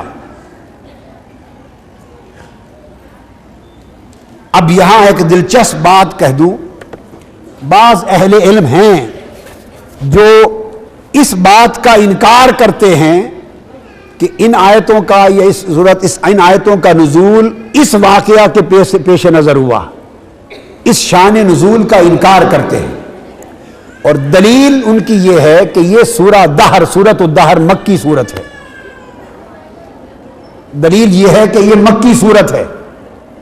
کہتے ہیں واقعہ تو مدینہ کا ہے اور سورت نازل ہوئی تھی مکہ میں، تو یہ شان نزول کیسے بن گیا؟ تو ظاہراً دیکھ کر ایک عام آدمی اور تھوڑا پڑھا ہوا عالم، تھوڑا پڑھا ہوا، جب یہ اعتراض سنتا ہے کہ یہ مکی صورت ہے، تو حسنین کریمین کہاں پیدا ہو گئے؟ ان کی تو شادی بھی مدینہ میں ہوئی تھی، سیدنا علی اور حضرت فاطمۃ الزہرا کی، اور وہ پیدا بھی مدینہ میں ہوئے، صورت ہے مکی، تو یہ شان نزول کیسے بن گیا؟ ایک عام آدمی گھبرا جاتا ہے، اور یقیناً علم کی کمی ہو تو گھبراہٹ ہی ہوگی۔ اس کا جواب دینا چاہتا ہوں، اور یہ جواب بہت ائمہ تفسیر نے دیا، مگر قاضی ثناء اللہ پانی پتی کو یاد رکھ لیں، انہوں نے بھی تفسیر المظہری میں اس کا جواب دیا، قاضی ثناء اللہ پانی پتی نے، اور جواب یہ دے رہا ہوں، اس میں کوئی شک نہیں کہ سورت مکی ہے، مگر یاد رکھ لیں کسی سورت کا مکی ہونا یا مدنی ہونا اس بات کو لازم نہیں ہے کہ اس سورت کی کوئی ایک آیت یا 2 4 5 10 آیتیں بھی اگر مکی سورت ہے تو مدینہ میں نازل نہیں ہو سکتی، یا مدنی سورت ہے تو مکہ میں نازل نہیں ہو سکتی۔ یہ سرے سے کوئی تصور اصول تفسیر میں نہیں ہے۔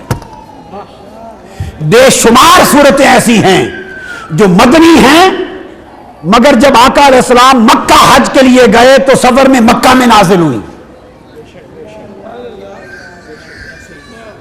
حتیٰ کہ سورہ مائدہ یہ خود مدنی صورت ہے، اور آخری صورت الیوم اکملت لکم دینکم واتممت علیکم نعمتی جو آخری نازل ہوئی صورت سورہ مائدہ کی، یہ مکہ میں نازل ہوئی جب حجۃ الوداع فرما رہے تھے، حجۃ الوداع فرما رہے تھے، مکہ کے میدان عرفات میں نازل ہوئی، صورت ہے مدنی۔ اسی طرح کئی صورتیں مکی، مگر اس لیے مکی کہ ان کا بیشتر حصہ مکہ میں اتر چکا تھا، کچھ آیتیں مدینہ کے دور میں اترنے سے ان صورت کے مکی صورت ہونے میں کوئی فرق نہیں آتا۔ مطلب یہ ہے کہ غالب حصہ اور اکثر حصہ اس صورت کی آیات کا وہ مکہ میں نازل ہوا، مکہ سے مراد مکی زندگی کے دور میں نازل ہوا، اور کوئی صورت مدنی ہو اور مکہ میں اس کی کچھ آیتیں نازل ہو جائیں تو فرق نہیں پڑتا۔ مطلب یہ ہے کہ بیشتر آیتیں ساری دور مدنی میں نازل ہوئی، اور کبھی اگر مکہ کے سفر میں بھی کوئی اس صورت کی آیتیں نازل ہو گئیں تو سٹل وہ صورت مدنی ہی رہتی ہے، اور اگر کچھ آیتیں مدینہ میں نازل ہو گئیں تو سٹل پوری صورت مکی رہتی ہے۔ یہ اصول تفسیر کا مسلمہ قاعدہ ہے، مسلمہ قاعدہ ہے۔ یہ ایک جواب۔ اب اس پر ایک دوسرا جواب دینا چاہتا ہوں۔ جو لوگ اس بات کا انکار کرتے ہیں کہ سیدہ فاطمۃ الزہرا اور حضرت علی شیر خدا اور امام حسن اور حسین اہل بیت نبوت یہ شان نزول نہیں ہے، یہ واقعہ شان نزول نہیں ہے، جو یہ خیال کرتے ہیں، اور وہ اس کی جگہ انصاری صحابی کا ایک واقعہ بیان کرتے ہیں کہ ایک انصاری صحابی کا ایک واقعہ تھا، نازلت فی رجل من الانصار، کہ اس نے، یہ مقاتل کا ایک قول ہے، مقاتل کا، کہ انصاری ایک شخص تھا، اس کے حق میں یہ نازل ہوئی، اس نے کھانا مسکین یتیم اور اسیر کو کھلایا تھا۔ جو ان کا انکار کرتے ہیں کہ یہ شان نزول نہیں، وہ اس کے بدلے میں کوئی تو شان نزول دیں گے نا، وہ اس آیتوں کا شان نزول ایک انصاری صحابی کا واقعہ بیان کرتے ہیں. تو اب اس پر جواب دیتا ہوں. اللہ کے بندو، چلو ایک لمحے کے لیے یہ شان نزول نہ مانیں، آپ کی بات مان لیں کہ وہ شان نزول ہے انصاری صحابی کا واقعہ. تو بتائیے انصار کب پیدا ہوئے؟ وہ ہجرت مدینہ سے پہلے انصار کب تھے؟ وہ بھی تو ہجرت مدینہ کے بعد ہوئے. انصار اور مہاجرین کا وجود کب آیا؟ ہجرت مدینہ سے پہلے یا ہجرت مدینہ کے بعد؟ ہجرت مدینہ سے پہلے جب حضور مکی دور میں تھے، جب یہ سورت اتری مکی، نہ کوئی انصاری تھا نہ کوئی مہاجر تھا. بھائی انصار و مہاجرین تو بنے ہجرت مدینہ کے بعد. اگر اہل بیت کی بات آ جائے تو آپ کو مکی صورت یاد آ جاتی ہے، اور شان اہل بیت کا انکار کرنے میں یہ بھول جاتے ہیں کہ دوسرا واقعہ جو آپ لانا چاہتے ہیں وہ بھی انصاری صحابی کا، اس کا تعلق بھی مدینہ کے دور سے ہے، اس کا تعلق بھی مدینہ کے دور سے ہے. اور پھر یہ جو تیسرے دن قیدی آیا جس کو کھانا کھلایا، ارے یہ قیدی مکی دور میں تو تھے ہی نہیں، قیدی تو بنے ہی مدینہ کے بعد جب جنگیں ہوئی اور قیدی ہو کر آئے. غزوہ بدر میں قیدی بنے، مدینہ کے دور میں جنگوں کے نتیجے میں قیدی بنے تھے، وہ کھانا مانگنے آتے تھے.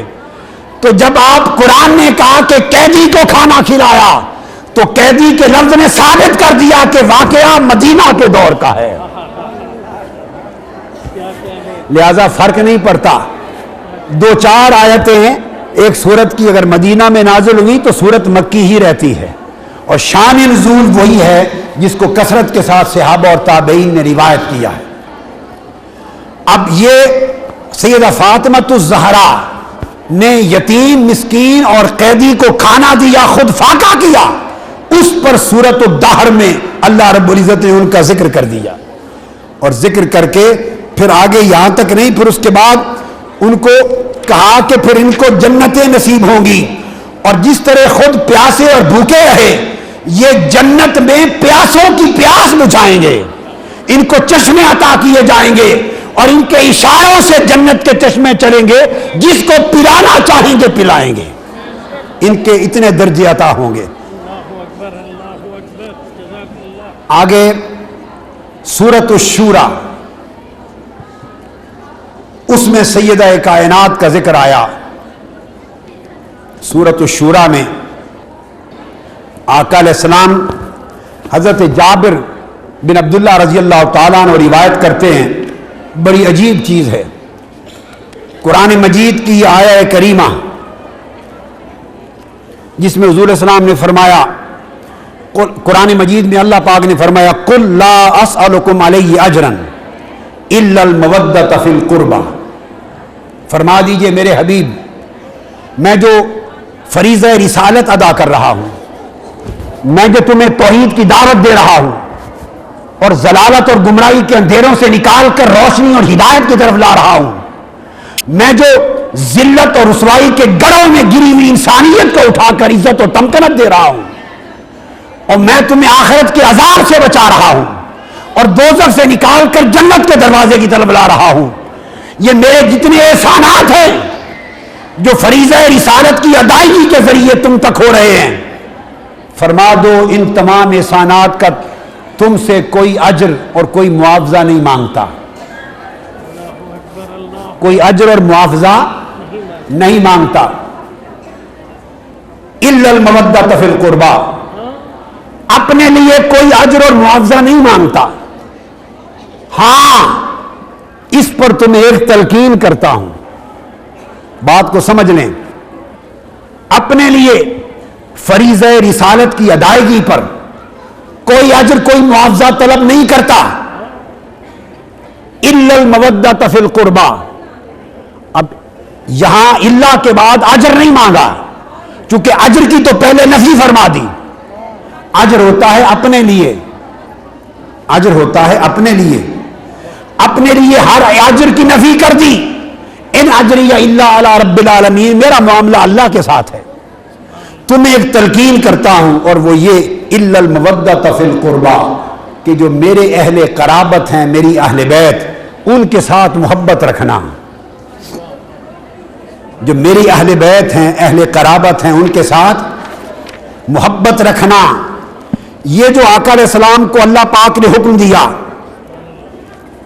کہ میرے اہل بیت کے ساتھ محبت رکھنا، اس کو صحیح بخاری میں امام بخاری نے حضرت سعید بن جبیر کا قول نقل کیا ہے کہ حضرت سعید بن جبیر نے فرمایا الا المودۃ فی القربى سے مراد آل محمد ہے صلی اللہ علیہ وآلہ وسلم. اور امام بخاری نے اسی روایت میں عبداللہ ابن عباس سے روایت کیا، انہوں نے قریش مراد لیے، انہوں نے مراد حضور کا پورا خاندان قریش مراد لیا صحیح بخاری میں عبداللہ ابن عباس نے، مگر حضرت سعید بن جبیر نے خاص کیا اور امام بخاری نے ان کا قول نقل کیا. فرمایا انہوں نے کہا کہ قربہ سے مراد آل محمد ہے. آقا علیہ السلام نے فرمایا لوگو، میں تمہیں اپنے فریضہ رسالت کی ادائیگی پر اپنے لیے کوئی معاوضہ نہیں مانگتا، مگر تمہارے بھلے کی ایک بات کرتا ہوں، تمہارے بھلے کی ایک بات کرتا ہوں، تمہارے لیے، اپنے لیے نہیں، وہ بھی تمہارے لیے، کہ میری قرابت سے محبت رکھنا، میری اہل بیت سے محبت رکھنا.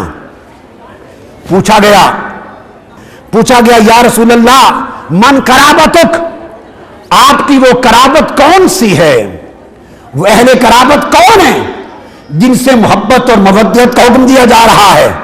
آقا علیہ السلام نے فرمایا ہؤلاء قال علی و فاطمہ وابناہما، فرمایا یہ قرابت جو میری پوچھ رہے ہو وہ قرابت میری علی ہے، فاطمہ ہے، حسن ہے اور حسین ہے. اور مفسرین نے اس میں یہ بھی مراد لیا کہ بنو ہاشم اور بنو عبد المطلب حضور کا سارا خاندان جن پر صدقہ حرام ہے وہ حضور کی قرابت ہے. کسی نے کہا حضور کی آل قیامت تک قرابت ہے.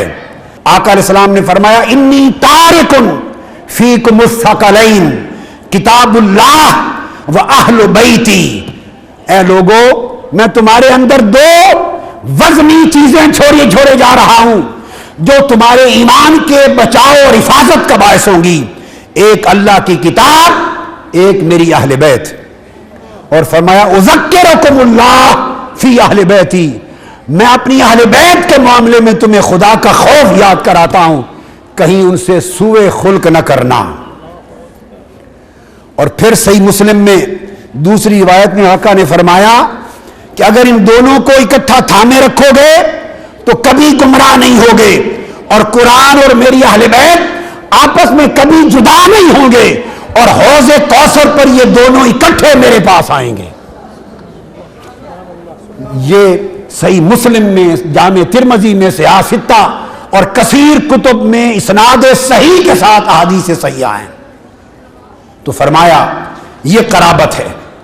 اب ایک سوال پیدا ہوتا ہے، بعض لوگ اس پر اعتراض کر سکتے ہیں، اور بعض ذہن جو اہل بیت کی محبت کی نعمت سے خالی ہیں یا بعض دل، ان دلوں یا ذہنوں میں ایک خیال آتا ہے، حضور علیہ السلام کی شان اقدس میں تنقیص کے لیے معاذ اللہ خیال آتا ہے.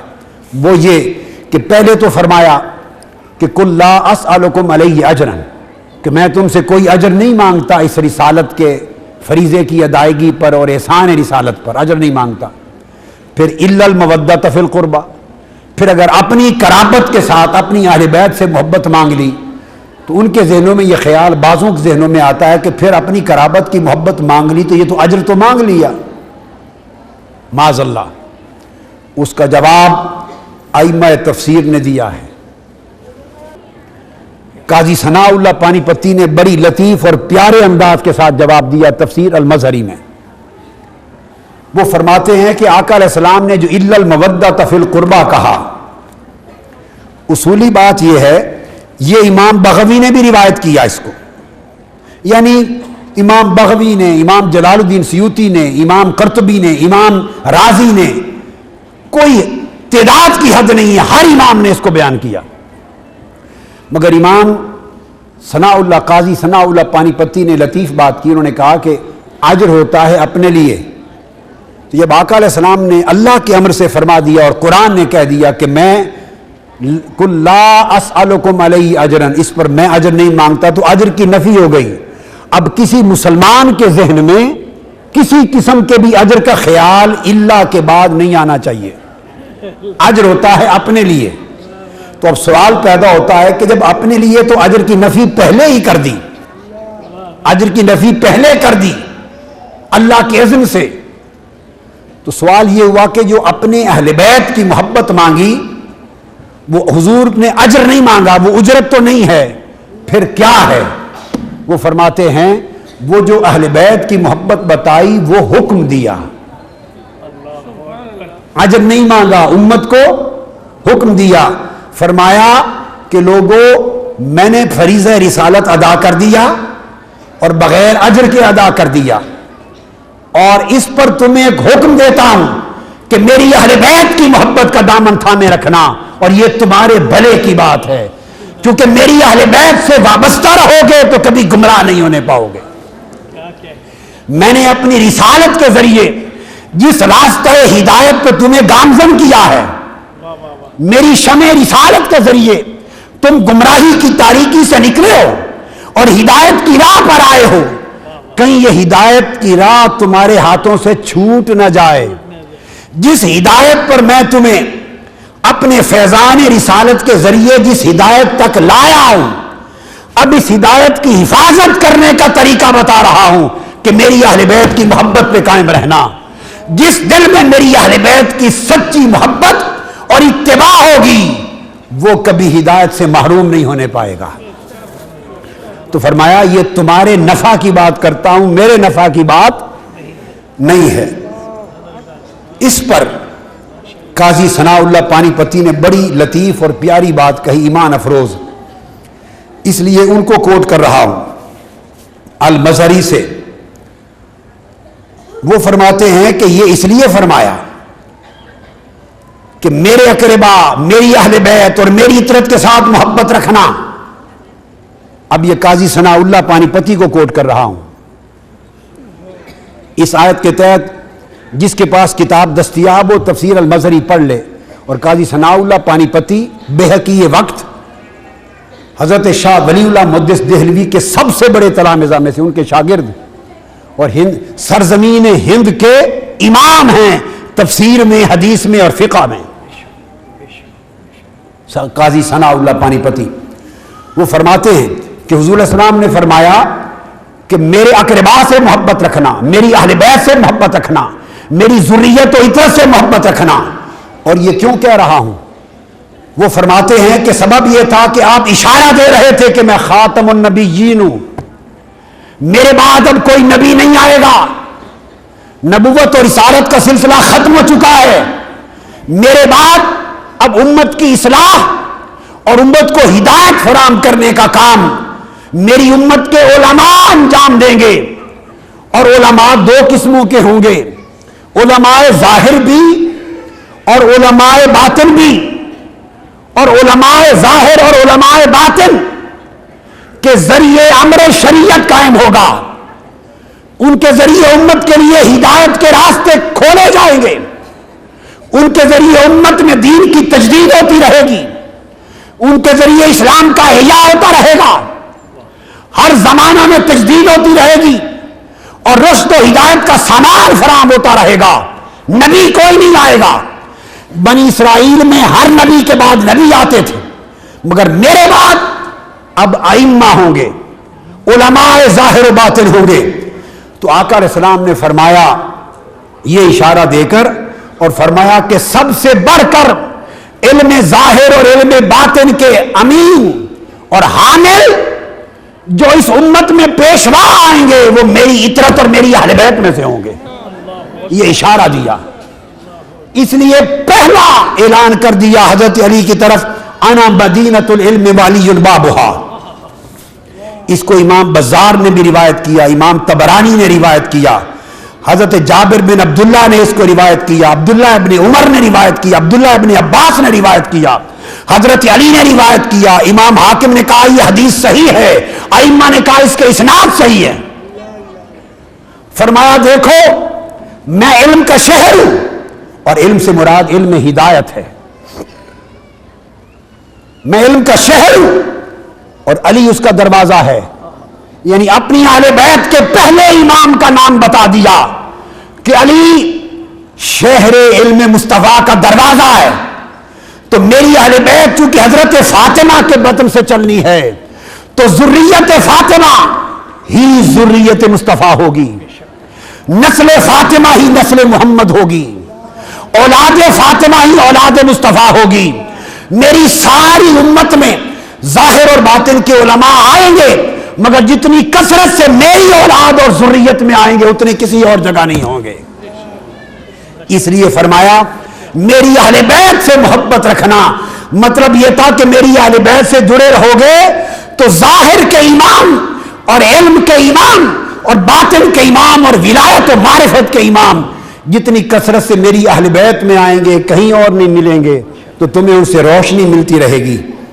تو امام قاضی ثناء اللہ پانی پتی فرماتے ہیں، اس لیے المظری میں وہ لکھتے ہیں کہ لوگوں اگر اس فرمان نبوت کی تصدیق چاہتے ہو تو فرماتے ہیں کہ تمام اولیاء اللہ کے سلاسل کو دیکھ لو۔ اب یہ قاضی ثناء اللہ کی میں کوٹ کر رہا ہوں عبارت اردو میں، وہ تو عربی میں ہے۔ فرماتے ہیں اگر اس امر کی تصدیق چاہتے ہو، اس پر گواہی اور شہادت چاہتے ہو تو تمام اولیاء اللہ کے سلاسل کو دیکھ لو، اولیاء کے سب سلسلے مولا علی اور مرتضیٰ پہ ختم ہوتے ہیں۔ اب وہ الا المودۃ فی القربیٰ کا راز بتا رہے ہیں کہ تمہارا بھلا کیسے ہے حضور کی اہل بیت سے محبت رکھنے میں۔ فرماتے ہیں کہ وہ ائمہ اہل بیت سارے ولایت و معرفت کے امام ہوئے، اور کل امام ائمہ اہل بیت کی طرف رجوع کرتے۔ خود امام اعظم ابو حنیفہ کے اساتذہ میں سے 9 شیوخ اور 9 اساتذہ ائمہ اہل بیت تھے۔ امام اعظم ابو حنیفہ امام جعفر صادق کے بھی شاگرد تھے، حضرت امام محمد الباقر کے بھی شاگرد تھے، اور علاوہ اس کے نفس زکیہ کے بھی شاگرد تھے، محمد بن حنفیہ کے بھی شاگرد تھے۔ 9 امام صرف اہل بیت میں سے تھے جن کے وہ شاگرد تھے۔ اسی طرح تمام علماء ظاہر و باطن ان کا مرجع اہل بیت اطہار تھے۔ اور پھر قاضی ثناء اللہ پانی پتی فرماتے ہیں کہ علم ظاہر کے امام بھی اہل بیت میں کثرت سے ہوئے، اور ولایت کے امام اولیاء بھی اہل بیت سے کثرت میں ہوئے۔ اور پھر قاضی ثناء اللہ پانی پتی کے میں لفظ پڑھ رہا ہوں، فرماتے ہیں کثیر من الاولیاء فی السادات العظام منہم غوث الثقلین۔ یہ قاضی ثناء اللہ پانی پتی کا لفظ ہے۔ آج لوگ بعض بدکتے ہیں کہ غوث کیوں کہتے ہیں، اللہ کے سوا غوث کوئی نہیں ہوتا، اور غوث الثقلین کیوں کہتے ہیں، یہ سب جہالت کی باتیں ہیں۔ بھئی یہ کل اکابر یہ ٹائٹل اور القاب ہمیشہ کتابوں میں لکھتے اور بیان کرتے چلے آئے ہیں۔ اب میں آپ کو قاضی ثناء اللہ پانی پتی کی عبارت پڑھ کے دے رہا ہوں۔ فرماتے ہیں وَمِنْهُمْ غَوْثُ الثَّقَلَيْنِ محی الدین عبد القادر الجیلی الحسنی والحسینی، وَمِنْهُمْ بہاء الدین النقشبندی، وَمِنْهُمْ السید السند مودود الجشتی، وَمِنْهُمْ السید معین الدین الچشتی، وَمِنْهُمْ ابو الحسن الشاذلی وغیرہم۔ فرماتے ہیں کل سلسلوں کے امام اولیاء اور اکابر وہ حضور کی اہل بیت اور سادات میں سے ہوئے ہیں۔ اور پھر آگے گنتا چل جاؤں، سید احمد رفاعی اور ابو مدین غوث المغربی، جدھر جائیں کثرت کے ساتھ تمام سلاسل کے اولیاء۔ علم ظاہر کی انتہا جہاں ہوتی ہے وہ بھی سادات اور آل رسول میں اکثر، علم باطن کی جہاں نہر ملتی ہے یا جہاں سے چشمہ پھوٹتا ہے وہ بھی اہل بیت کے ائمہ اطہار میں سے ہیں کثرت کے ساتھ۔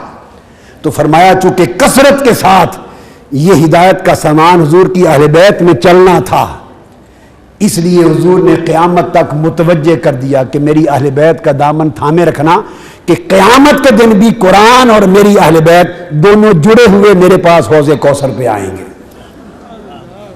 اور اینڈ پر قاضی ثناء اللہ پانی پتی یہ حدیث کوٹ کرتے ہیں وَمِنْ أَجْلِ ذَلِكَ قال رسول اللہ صلی اللہ علیہ وآلہ وسلم، اسی لیے حضور علیہ السلام نے فرمایا انی تارک فیکم الثقلین کتاب اللہ و اطرتی، کہ میں دو چیزیں چھوڑے جا رہا ہوں تمہارے لیے، ایک اللہ کی کتاب قرآن اور ایک میری اہل بیت اور عطرت. اور یہ اہل بیت و عطرت سیدہ کائنات فاطمہ الزہرا ان کی نہر ذریت سے نکلی ہے. اور آخری جس پر ختم کریں گے پوری توجہ سے اور بڑے انہماک سے بات کو سن لیں، وہ آیت المباہلہ ہے، آخری آیت جو کوٹ کرنا چاہتا ہوں آج. آیت مباہلہ آل عمران میں ہے، آل عمران میں آیت نمبر 61. نجران سے عیسائیوں کا وفد آیا، 60 یا 80 اکابر جو ان کے علماء تھے نجران کے عیسائی، چوٹی کے علماء، وہ آقا علیہ الصلوۃ والسلام کی بارگاہ میں آئے اور پہلے آ کے انہوں نے آقا علیہ السلام سے کچھ سوالات کرنا چاہے عیسیٰ علیہ السلام کے بارے میں. ان کے ارادے گستاخانہ تھے. خیر انہوں نے سوالات کی، آقا علیہ السلام نے جواب دیے. جب جواب دیے ان کو تو وہ چونکہ ارادہ بد سے آئے تھے تو تمام جوابات سن کر انہوں نے کہا کہ کل ہم آپ کو اس کا جواب دیں گے. اور مباہلہ کے لیے انہوں نے سوچا، انہوں نے مباہلہ کے لیے سوچا. وہ عیسیٰ علیہ السلام کو معاذ اللہ خدا یا خدا کا بیٹا ثابت کرنا چاہتے تھے.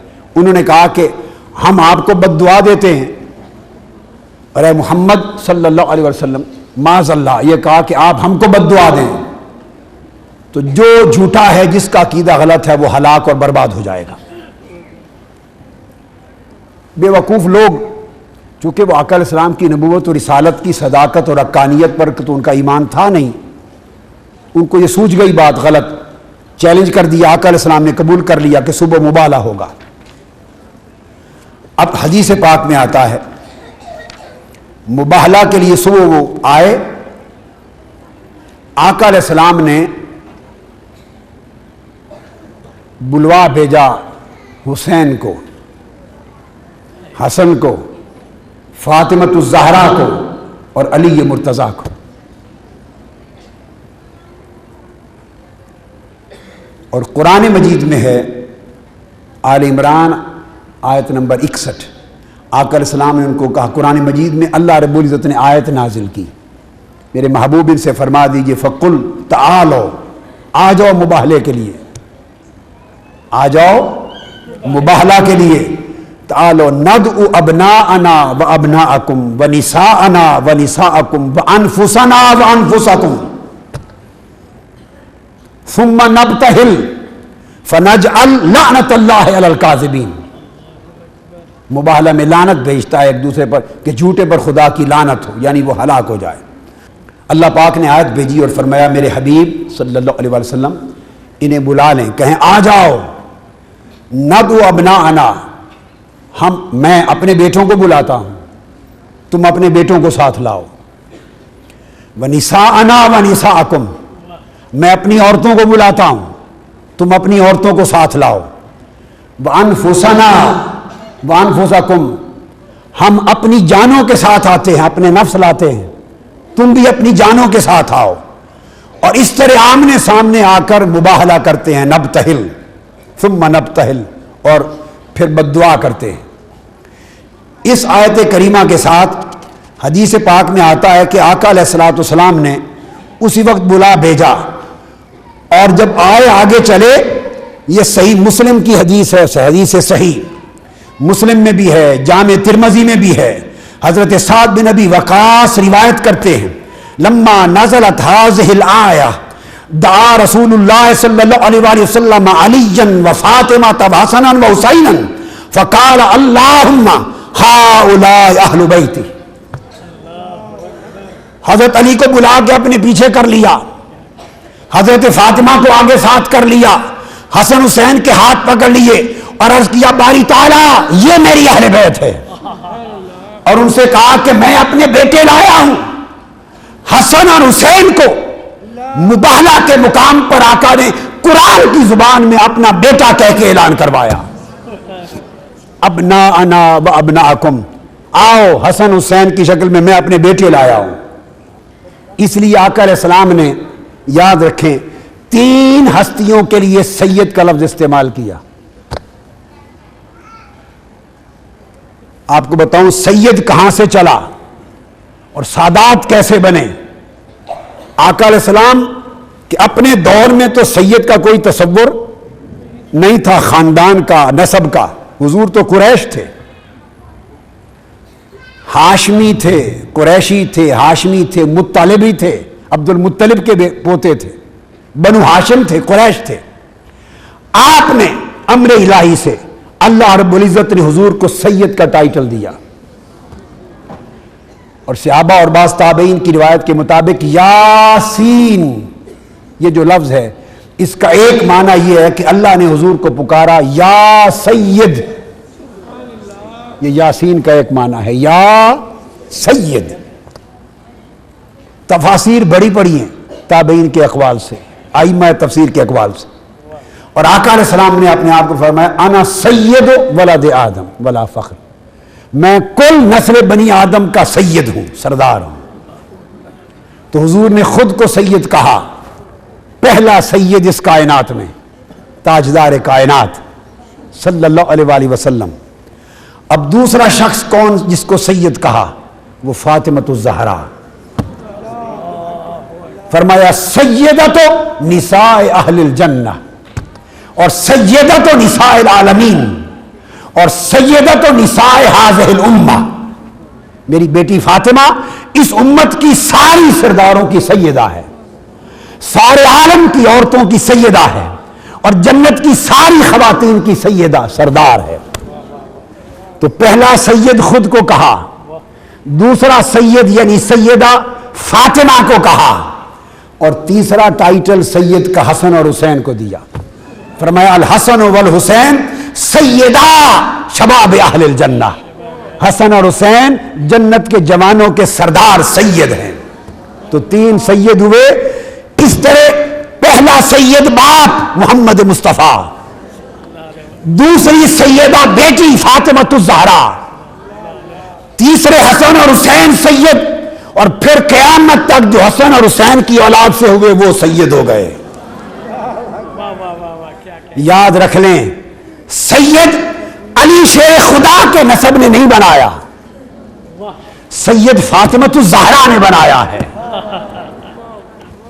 اس نسل کو ذریت کو پھر کہہ رہا ہوں، سید علی المرتضیٰ نے نہیں بنایا، سیدہ فاطمۃ الزہرا نے بنایا. اس لیے کہ سیدہ کائنات کے وصال کے بعد مولا علی شیر خدا کی اور شادیاں بھی ہوئی اور اولاد بھی ہوئی، اور محمد بن حنفیہ بھی آپ کے بیٹے تھے، مگر سیدہ فاطمۃ الزہرا کے بغیر جس زوجہ سے حضرت علی کی جو اولاد ہوئی وہ سید نہیں ہے. اگر سید علی شیر خدا کے نسب سے بنتے، آپ بات کو سمجھ گئے، تو علی کی ساری اولاد سید ہوتی. حضور نے متعین کر دیا تھا کہ سید فاطمہ کے نسب سے بنے گا، اور وہ نسب پھر علی کی طرف نہیں مصطفیٰ کی طرف آئے گا. لہذا حسن اور حسین کی اولاد سید ہوئے، یا حسنی ہے یا حسینی ہے، تیسری قسم نہیں ہے. اور بقیہ ازواج سے حضرت علی کے ان کی اولاد، حضرت علی کی تو اولاد وہ ہے مگر سید نہیں ہے. سیادت یوں چلی، اس لیے کہتے ہیں سیدہ کائنات، کہ ساری کائنات میں جو نسب سیادت پھیلا وہ سیدہ فاطمہ سے پھیلا. تم عرض کر رہا تھا کہ جب یہ چلے اور ادھر سے عیسائی نجران کے سامنے آئے تیاری کر کے مباہلہ کے لیے، جب ان کی نظر پڑی ان کے چہروں پر، آقا علیہ السلام کا جلال دیکھا اور شہزادے حسن اور حسین دیکھے، سیدہ فاطمۃ الزہرا اور علی المرتضیٰ کو دیکھا. حدیث کے الفاظ آتے ہیں وہ جو ان کے بڑے سربراہ تھے عیسائی وفد کے، انہوں نے تھام لیا اپنے عیسائیوں کو، روک لیا اور کہا، جو اسقف نجران تھا، اسقف نجران، فقال، اس نے کہا یا معشر النصارى انی لارى وجوہا لو سأل اللہ ان یزیل جبلا من مکانہ لا زالہ میں وہ چہرے دیکھ رہا ہوں کہ اگر ان چہروں کو جو میں دیکھ رہا ہوں انہوں نے اپنی زبان سے اللہ کو کہہ دیا کہ اے اللہ یہ پہاڑ اپنی جگہ سے ہٹا دے تو خدا کی قسم پہاڑ ہٹ جائیں گے. اس نے کہا میرے عیسائی بھائیوں خدا کے لیے آگے نہ بڑھو. اگر اس مباہلہ میں اس حسن اور حسین کے اور فاطمہ الزہرا اور علی کے حضور نے فرمایا تھا بیٹو کہ میں جب ان کو بد دعا کروں گا تو تم آمین کہنا. فرمایا تھا میں جو کچھ کہوں گا تم چاروں آمین کہنا. اسقف نجان نے کہا مصطفیٰ نے بد دعا کر دی اور ان کے منہ سے آمین نکل گیا تو اس نے کہا خدا کی قسم قیامت کے دن تک روئے زمین پر کوئی عیسائی نہیں بچے گا. عیسائی کی نسلیں ختم ہو جائیں گی نصارہ کی. آگے مت بڑھو. وہ وہیں سے واپس پلٹ گئے اور انہوں نے توبہ کر لی اور کہا کہ ہم مباہلہ سے تائب ہوتے ہیں, اپنا چیلنج واپس لیتے ہیں اور آپ اپنے مذہب پہ رہیں ہم اپنے مذہب پہ رہیں, واپس جاتے ہیں. یہ 5واں ذکر تھا سیدہ فاطمہ الزہرا کا قرآن میں, 5واں ذکر تھا. اس میں ہوا کیا؟ ابناءنا میں اپنے بیٹوں کے ساتھ آتا ہوں تو بیٹے کہا تو حسن اور حسین مراد لیے. پھر فرمایا نساءنا و نساءکم, جب اپنی عورتوں کا ذکر کیا تو صرف سیدہ فاطمہ الزہرا کو بلایا کسی اور کو نہیں. بتانا مقصود یہ تھا کہ نساءنا میں فاطمہ اس لیے ہے کہ قیامت تک میری نسل اسی سے چلنی ہے. یہ نہر کوثر آل رسول ہے. وانفسنا وانفسکم, اور اپنی جانوں کے ساتھ اپنی ذات اور حضرت علی شیر خدا کو بھی اپنی جان میں شامل کیا, اپنے نفس میں شامل کیا. اس لیے فرمایا علی منی وانا منہ, اور آپ فرمایا یا علی انت منی وانا منک, تو مجھ سے ہے اور میں تجھ سے ہوں. حضرت علی کو کہا آقا علیہ السلام نے, اس لیے کہ انفسنا وانفسکم لحم کا لحمی جسم کا جسمی فرق نہیں ما بین پیا. نفس قرار دیا, جو آپ سے محبت کرے گا وہ مجھ سے محبت کرے گا, جو آپ سے بغض رکھے گا وہ مجھ سے بغض رکھے گا. تو سیدہ کائنات محبت رسول کا مرکز و محور ہیں, نسبت رسول کا مرکز و محور ہیں, تعلق رسول کا مرکز و محور ہیں, عطائے رسول کا مرکز و محور ہیں, اور رضائے رسول کا مرکز و محور ہیں. ان سے جتنی محبت اور تعلق استوار کریں اتنا ایمان پختہ ہوگا اور آقا علیہ السلام کی قربت نصیب ہوگی. اور آخری کلمہ نصیحت, محبت تکمیل پذیر ہوتی ہے اتباع کے ساتھ. اتباع کے ساتھ سیدہ فاطمہ الزہرا جہاں پیکر عظمت ہیں وہاں پیکر شرم و عصمت و عفت ہیں. شرم اور حیا کا پیکر فاطمہ الزہرا جیسا کائنات میں کوئی نہیں ہوا. لہذا اپنی زندگیوں میں شرم, عصمت, عفت, پردہ داری اور حیا اتنا بڑھائیں کہ آپ فاطمہ الزہرا کی قربت پا لیں. اور جود و سخا فاطمہ الزہرا جیسا کسی میں نہ تھا. وہ آپ سن چکے, خود بھوکا رہ لیا اور یتیموں مسکینوں اسیروں کو کھلا دیا. تو تھوڑا ملے یا زیادہ ملے سخاوت کیا کریں, صدقہ کیا کریں, خیرات کیا کریں, بانٹا کریں. جتنا آپ کا ہاتھ اور آپ کا دل جتنا زیادہ سخی ہوگا, بات سن لیں, اتنا آپ جنت کے قریب ہوں گے. آپ کے ہاتھ اور آپ کے دل جتنا زیادہ سخی ہوں گے, سخاوت جتنی بڑھے گی ہاتھوں میں اور دل میں اور نفس میں, اتنی جنت کی قربت ہوگی. اب اس ہاتھ کی سخاوت میں ہے غریبوں کو, رشتہ داروں کو, حقداروں کو مال خیرات کرنا, اور دل کی سخاوت میں ہے رشتہ دار, شریک لوگ, اعزا, اکابر, اچھے برے, دوست دشمن ہر ایک کو معاف کرتے رہنا, ہر ایک کو معاف کرتے رہنا اور ہر ایک سے بھلائی کرنا. یہ دل کی سخاوت ہے. اور آقا علیہ السلام نے فرمایا میری امت کے ابدال اور بڑے بڑے اولیاء بھی جنت میں جائیں گے تو کثرت کی عبادت اور نفلوں کی وجہ سے اور کثرت سیام کی وجہ سے, روزے اور نماز کی کثرت کی وجہ سے نہیں, دلوں کی سخاوت کی وجہ سے جنت میں جائیں گے. جن کے دل سخی ہوتے ہیں وہ چغلی نہیں کرتے، غیبت نہیں کرتے، کڑتے نہیں ہیں، کسی کے لیے دل تنگ نہیں کرتے. ساس ہو یا بہو ہو، نند ہو یا بھاوج ہو، رشتہ دار ہو یا غیر رشتہ دار ہو، کوئی اچھائی کرے یا برائی کرے، خاطر میں نہیں لاتے، اللہ کی رضا کے لیے ہر ایک کو معاف کرتے رہتے ہیں اور ہر ایک سے بھلائی کرتے رہتے ہیں. اس کردار کو اپنا لیں تو سیدہ فاطمہ الزہرا کے قریب ہو جائیں گی. اور تیسری چیز کثرت عبادت. یہ حضرت فاطمہ الزہرا کا شیوا ہے. امام حسن مجتبی فرماتے ہیں خدا کی قسم میں نے اپنی ماں سے بڑھ کر کسی کو عبادت گزار نہیں دیکھا. حسن مجتبی نے کہا تو میں رات شروع ہوتی تو میں ان کو محراب میں دیکھتا اور فجر طلوع ہوتی تو محراب کے سجدے میں دیکھتا. ساری رات عبادت کرتی. یہ فاطمہ الزہرا ہیں. تو کثرت عبادت کا نام فاطمہ الزہرا ہے. کثرت شرم و عفت کا نام فاطمہ الزہرا ہے. اور کثرت جود و سخاوت کا نام فاطمہ الزہرا ہے. اللہ تبارک و تعالی اس کوثر کے قریب کر دے آپ کو جو کوثر محمد ہیں، جو کوثر مصطفیٰ ہیں. اللہ تبارک و تعالی اپنی رحمت فرمائے، اپنا کرم کرے. اور دعا کرتا ہوں کہ آپ کی یہ مجلس قبول ہو اور اس کے اثرات برکت کے ساتھ دور تک پہنچے. وما علینا الا البلاغ. عشق سر وہ سمن